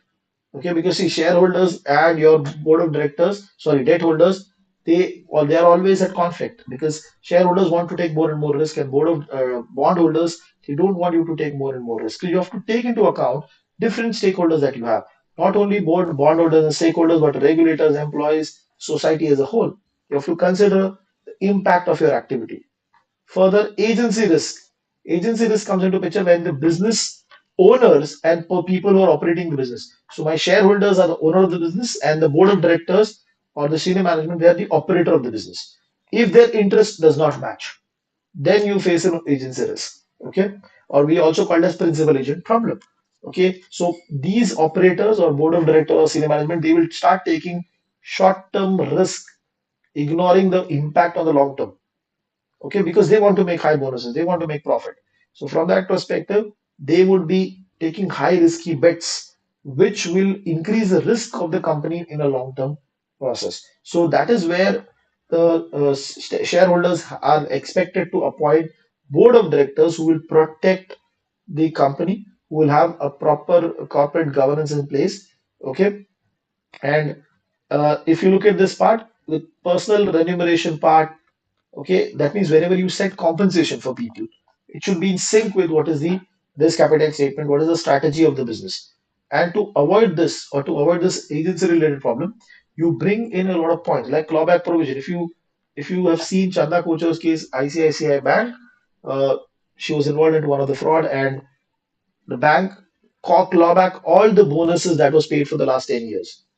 Okay, bonuses paid to the CEO of the organization. Okay, so that kind of clauses you can put in. Okay, further, there's also a concept that the CEO and the chairperson, somebody who is managing the company, and the chairperson of the board should not be same. Okay, there should be somebody else who should be the chairperson. Then only the chairperson will be able to ask question to the CEO, and then only there'll be less conflict of interest in the bank. Okay, so that is also one good practice that you can add in. CRO. CRO should be responsible to the board of director also, which simply means he should be questioned by the board of director. What is the risk that we are facing? Okay, and the CRO should put in good perspective of the total risk that the organization is facing, so that the board of director get a view. Okay, because if only CEO is there, then he might not tell what real risk the organization might face. They have given you an example also of MF Global. Okay, over here the CEO and the chairman both were same, John. Okay, and the CRO highlighted a lot of risk with respect to the bond position that they were taking with respect to the euro crisis. Okay, but since John was managing both CEO and the head of the chairman of the board, he didn't listen to that points which CRO was making, and ultimately they faced a huge amount of loss, around $1.6 million. Okay, and that is why they're asking that CEO and the chairman of the board should be a separate person. Okay, risk management. What are the best practices that you have to follow? Okay, risk management team plays a very important role within the organization. Okay, because they not only try to understand what is the known risk which they're facing, but they also try to ensure that we have proper risk appetite available to clearly communicate this to the relevant stakeholders, stakeholders within the organization, stakeholders outside the organization. As a board, when we talk about risk management, we should not only focus on the accounting performance but also on the economic performance. What is economic performance? Actual money coming in. Accounting terms, your in profit doesn't make any sense if there is no cash flow coming into your business, right? So risk management team educate everybody about the use of economic performance as a measure. Okay, and also when you create limits, you create to use tools to protect yourself. Risk management team plays a very important role. Okay, board also is expected to focus on risk management from the perspective that you ask relevant questions to the management. Board of directors asking question to the senior management. Okay, so that you whatever activity that senior management is doing, there is somebody to ask questions, somebody to identify problems in their approach. Okay, then only the business will run properly. Okay, so you need to have proper information. Who is the staff who is managing it, reliability, everything should be there. Then only the board of directors will be able to take or ask questions properly. From the practical perspective, okay, when few risk management duties that has to be performed well for the organization to run properly, that enterprise level risk appetite level should be clearly defined in the statement. Okay, you have to take decisions like either retain, avoid, mitigate, or transfer, coming from the first chapter. Okay, CRO's role should be strong enough, and he should be independent as much as possible from the CEO, and he should be given access to the board of directors. Okay, whatever individual risk committees that we have, okay, those risk committees should give more and more information to the with respect to the risk that company is facing. Okay, compensation committee which sets the compensation for senior management, they should always think that whenever they're setting salaries for people, what is the risk appetite level of the company, and what is the broader goals and the strategies of the organization. They should also have an independent audit committee to constantly check what is happening within the organization. And those audit committees are giving reports or presentation about the activities which is happening. So basically, you have an internal audit team which do the audit and they present it to the audit committee.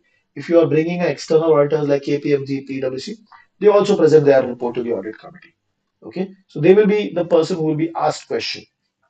Risk governance implementation, you have risk advisory directors. So a lot of companies, they don't have CRO, they have a risk advisory director. So one of the director who specializes in risk, his responsibility is to make sure that whatever risk that the organization is facing, he understand it and bring his specialization in taking care of that risk.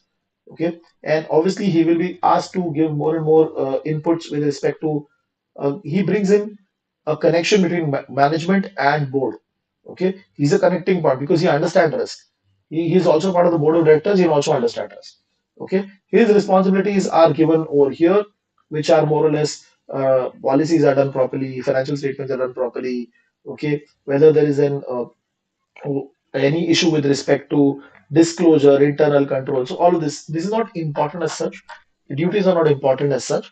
But what is the overall role of a risk advisory director that can be important from the exam perspective. Let us go towards the risk management committee. Okay, now over here, risk management committee, the perspective is that independent monitoring of the risk. Okay, when we look at that, okay, risk management teams they are expected to create reports and presentation, and they give that presentation into the risk management committee itself. Okay, this committee is responsible for making sure that all the known risks are tracked properly, and we take steps to identify a lot of unknown risk also. So stress testing, scenario analysis, all of them are reported to them. So whatever is known risk, we should take care of this. We should have limits, monitoring everything for them, and whatever is unknown, we take steps to cover that. Compensation committee, we have already talked about this. Compensation committee, whenever you set compensation, keep the long-term risk in view. Okay, compensation committee should be independent of management. There should be a separate team who will take decisions of how key management roles, like for example, the salary of CEO. Okay, if this team itself is reporting to CEO, then obviously the CEO will put a higher salary, right? So they should have a separate compensation committee which will talk about what should be the salary of the people, not only the base salary but external things that you get. Okay, a lot of these senior management people they get more and more things apart from their base salary. Okay, whenever say for example stock-based compensation, you get ESOPs. Okay, when all of this has been given to them, you also have to think whether this will lead to a short-term behavior of these people. Will they manipulate stock prices? Okay, will they create additional risk for the organization? Okay, so you have to think from that perspective and then decide the compensation. Okay, you have to consider what is the downside risk that we might face as a business. Okay, a lot of companies they add, like we have already talked about clawback provision. There's also a concept of bonus bond. Okay, you will only get bonus if you meet certain regulatory requirement as a senior management level. Okay, so that is how you try to connect back and make the senior management more responsible towards the activity that is happening within the business. Okay, risk appetite and the business strategy. Okay, over here we are more and more focused on there should be consistency. Whatever is written in the risk appetite statement, actual business strategy implemented at your ground level should match. Okay, think about this. My risk appetite is very low, and in the business I am very aggressive. That will not go hand in hand. If you are being aggressive, you have to have a higher risk appetite statement. Okay, so goal of smooth operation will only work if your risk appetite and your strategy match. Okay, in sync.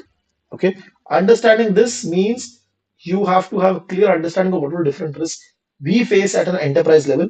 CRO should be responsible for day-to-day supervision of a lot of things. Like whenever there is a breach of limits, CRO should be asked for an approval. Okay, whenever there is an enterprise level risk breach, that means VAR level breach, CRO should be informed. Okay, all of these things. So CRO's chief risk officer should be involved into the management of the risk also. When that is there, then you can make sure that whatever is the in the risk appetite statement, it matches with the strategy that we are running. Okay, so CRO should will also sit on the firm's senior risk management team. Okay, he will be a part of say audit committee. He will be part of the compensation committee. He might be a part of risk committee, so that he can bring in perspective with respect to what is happening within the organization. Okay, next part, challenges that the businesses might face with respect to opportunity and risk limit. Okay, that means, see, every single time, if you only focus on risk limit, you might not be able to make profit.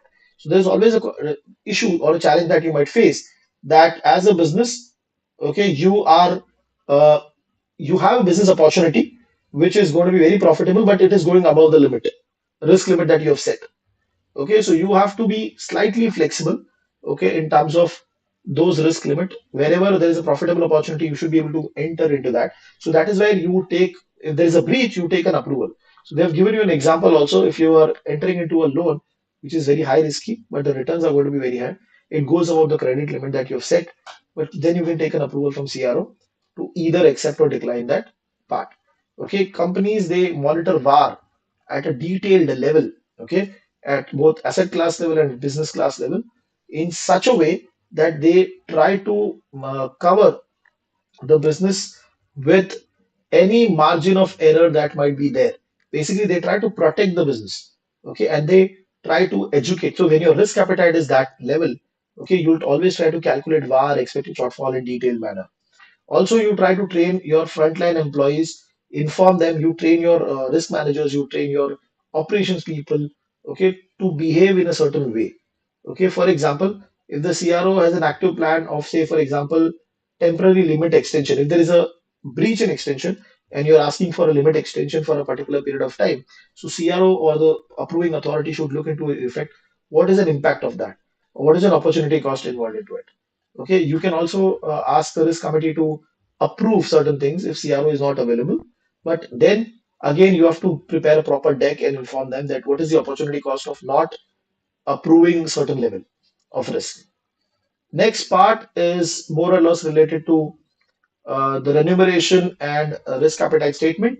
Over here, so whenever you set bonuses, you set remuneration, you have to always consider the short-term and the long-term impact of that same. Like we said, you have to, when you're giving stock-based compensation, you have to consider what can be the downside.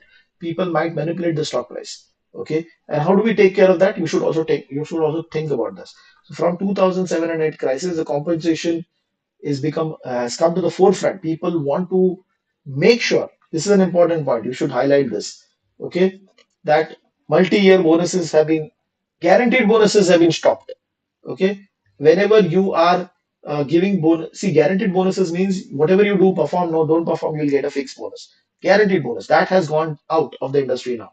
Okay, you are adding points which can think of long-term impact, like for example, clawback provision or deferred payment provision. If you're getting a bonus, you will not get that bonus in one go. It will be split into 3 years and then it will be given to you, or three parts and then it will be given to you. Okay, you are going to put limit on the bonuses that you're going to get. You cannot get bonuses more than 100% of your base bonus. That has also been highlighted over here. You have to give proper disclosure with respect to the packages and transparency to the investor, to the stakeholders. Okay, there should be an independent committee which talks about this. Okay, also bonus bond. Like I said, you'll only get bonus if you follow or if you're able to meet some regulatory requirement. So you're trying to create the compensation after the 2008 crisis. There's more and more discussion on how we can create compensation which helps you to reduce the short-term risk of the organization, and the senior management focuses more on long-term benefit. That is a point of discussion. Independent interdependency of the functional unit. So a lot of these companies, a lot of these firms, they have different units. Like for example, senior management, who is responsible for setting the tone of the discussion, approving a lot of stuff. You have business unit, which basically takes into account the actual trading and all of that. You have finance and operation who are supporting the business unit, and risk management team, which basically creates risk limits. They checks a lot of models that are used by the business units. Okay, they basically look at the overall part. So how all of these teams they work in sync. Okay, that is also important for you as a business and to maintain corporate governance in the organization. If any of the team fails, the checks and balances will also fail. Okay, so the last paragraph is very short discussion on how each teams or each responsibility part plays a role in making sure that the corporate governance in the organization is strong. Okay, they have given a discussion over here. They have given examples also. Like for example, senior management, they are responsible for supervision of different committees. Okay, business level team, the firm's approved policy, they're supposed to make sure that when they take trading position and all, they are following the risk policy which has been approved by the senior management. Okay, finance and operation teams, they make sure that whatever whatever trades are happening in the by the front office or the business unit, all of these trades are checked. Okay, there is a proper confirmation, proper settlement, proper clearing of the activity. And then you have a risk management team where this which is led by CRO to monitor everything. They have to monitor the risk of the position that have been taken by the business unit and to properly communicate and inform to the senior management and the committee. This is just a connection point being discussed. Audit committee, very, very important point. I've heard about this question being asked in the previous exam. What is audit committee? Like you have compensation risk committee, audit committee is also responsible for the internal audit team will provide their report to them. Okay, they are responsible for checking the accuracy of the firm's statement. When you talk about statement, you have to also be clear on whether the systems are working properly or not. Okay, why statement? Because this is the information which goes to the investor. This is the information which goes to the shareholders. Regulatory reporting, regulatory information, because you want to make sure that accurate information is passed on. So you ask audit teams to constantly audit functions so that if there is any problem, if there is any mismatch, that can be addressed as soon as possible. So they actually work towards monitoring and control management of the organization. Okay. Internal audit teams, they go and they do the audit. They see whether the risk management procedures are followed or not, whether the existing system are working with as expected from the document or the policies and procedure. You also check, you provide opinion on the validity of the risk. That means you check the models also. In a lot of companies, they check VAR models to see whether those models are working fine or not. When you have also a valuation model, you also have pricing models. Okay, so you do the checking of those pricing models also. Okay, this paragraph is more like general discussion. Over here, they are also talking about where the accounting standards which are being followed by the organization, whether those accounting standards are in sync with the company's knowledge or not. There's whoever is a part of the audit committee, they should have sufficient knowledge of all the accounting state standards like GAAP and IFRS so that they can manage these things in an effective way. Okay, so this last part, more and more, it's very theoretical aspect of it. Okay, so we have completed three chapters. So we're going to be stopping today for the first session with the three chapters. Okay, we'll keep one more session, most probably tomorrow morning. Okay, and we'll keep the second session where we're completing three more chapters of the book one. Okay, so I hope you guys got a good view of the first three chapters. We'll be doing more sessions so that the students who are appearing for the November 2022 exam, they they get a good hang of the concepts, they get a quick revision of the concepts, and they perform better during their exam also. Okay. Answering to one of the question which was posted by Sujoy, compensation should be based on risk adjusted. Yes, ideally, yes. Compensation in the sense it depends upon how much benefit you're bringing to the business. So when you're looking at the benefit, you should also look at the risk that they have taken, and hence the final compensation should be based on risk adjusted basis. Okay, so thank you very much, guys. I'm closing the session for today, the first session for yours revision. We're going to be keeping one more session as soon as possible, where we'll be covering three or four more chapters from book one. Okay, thank you, guys.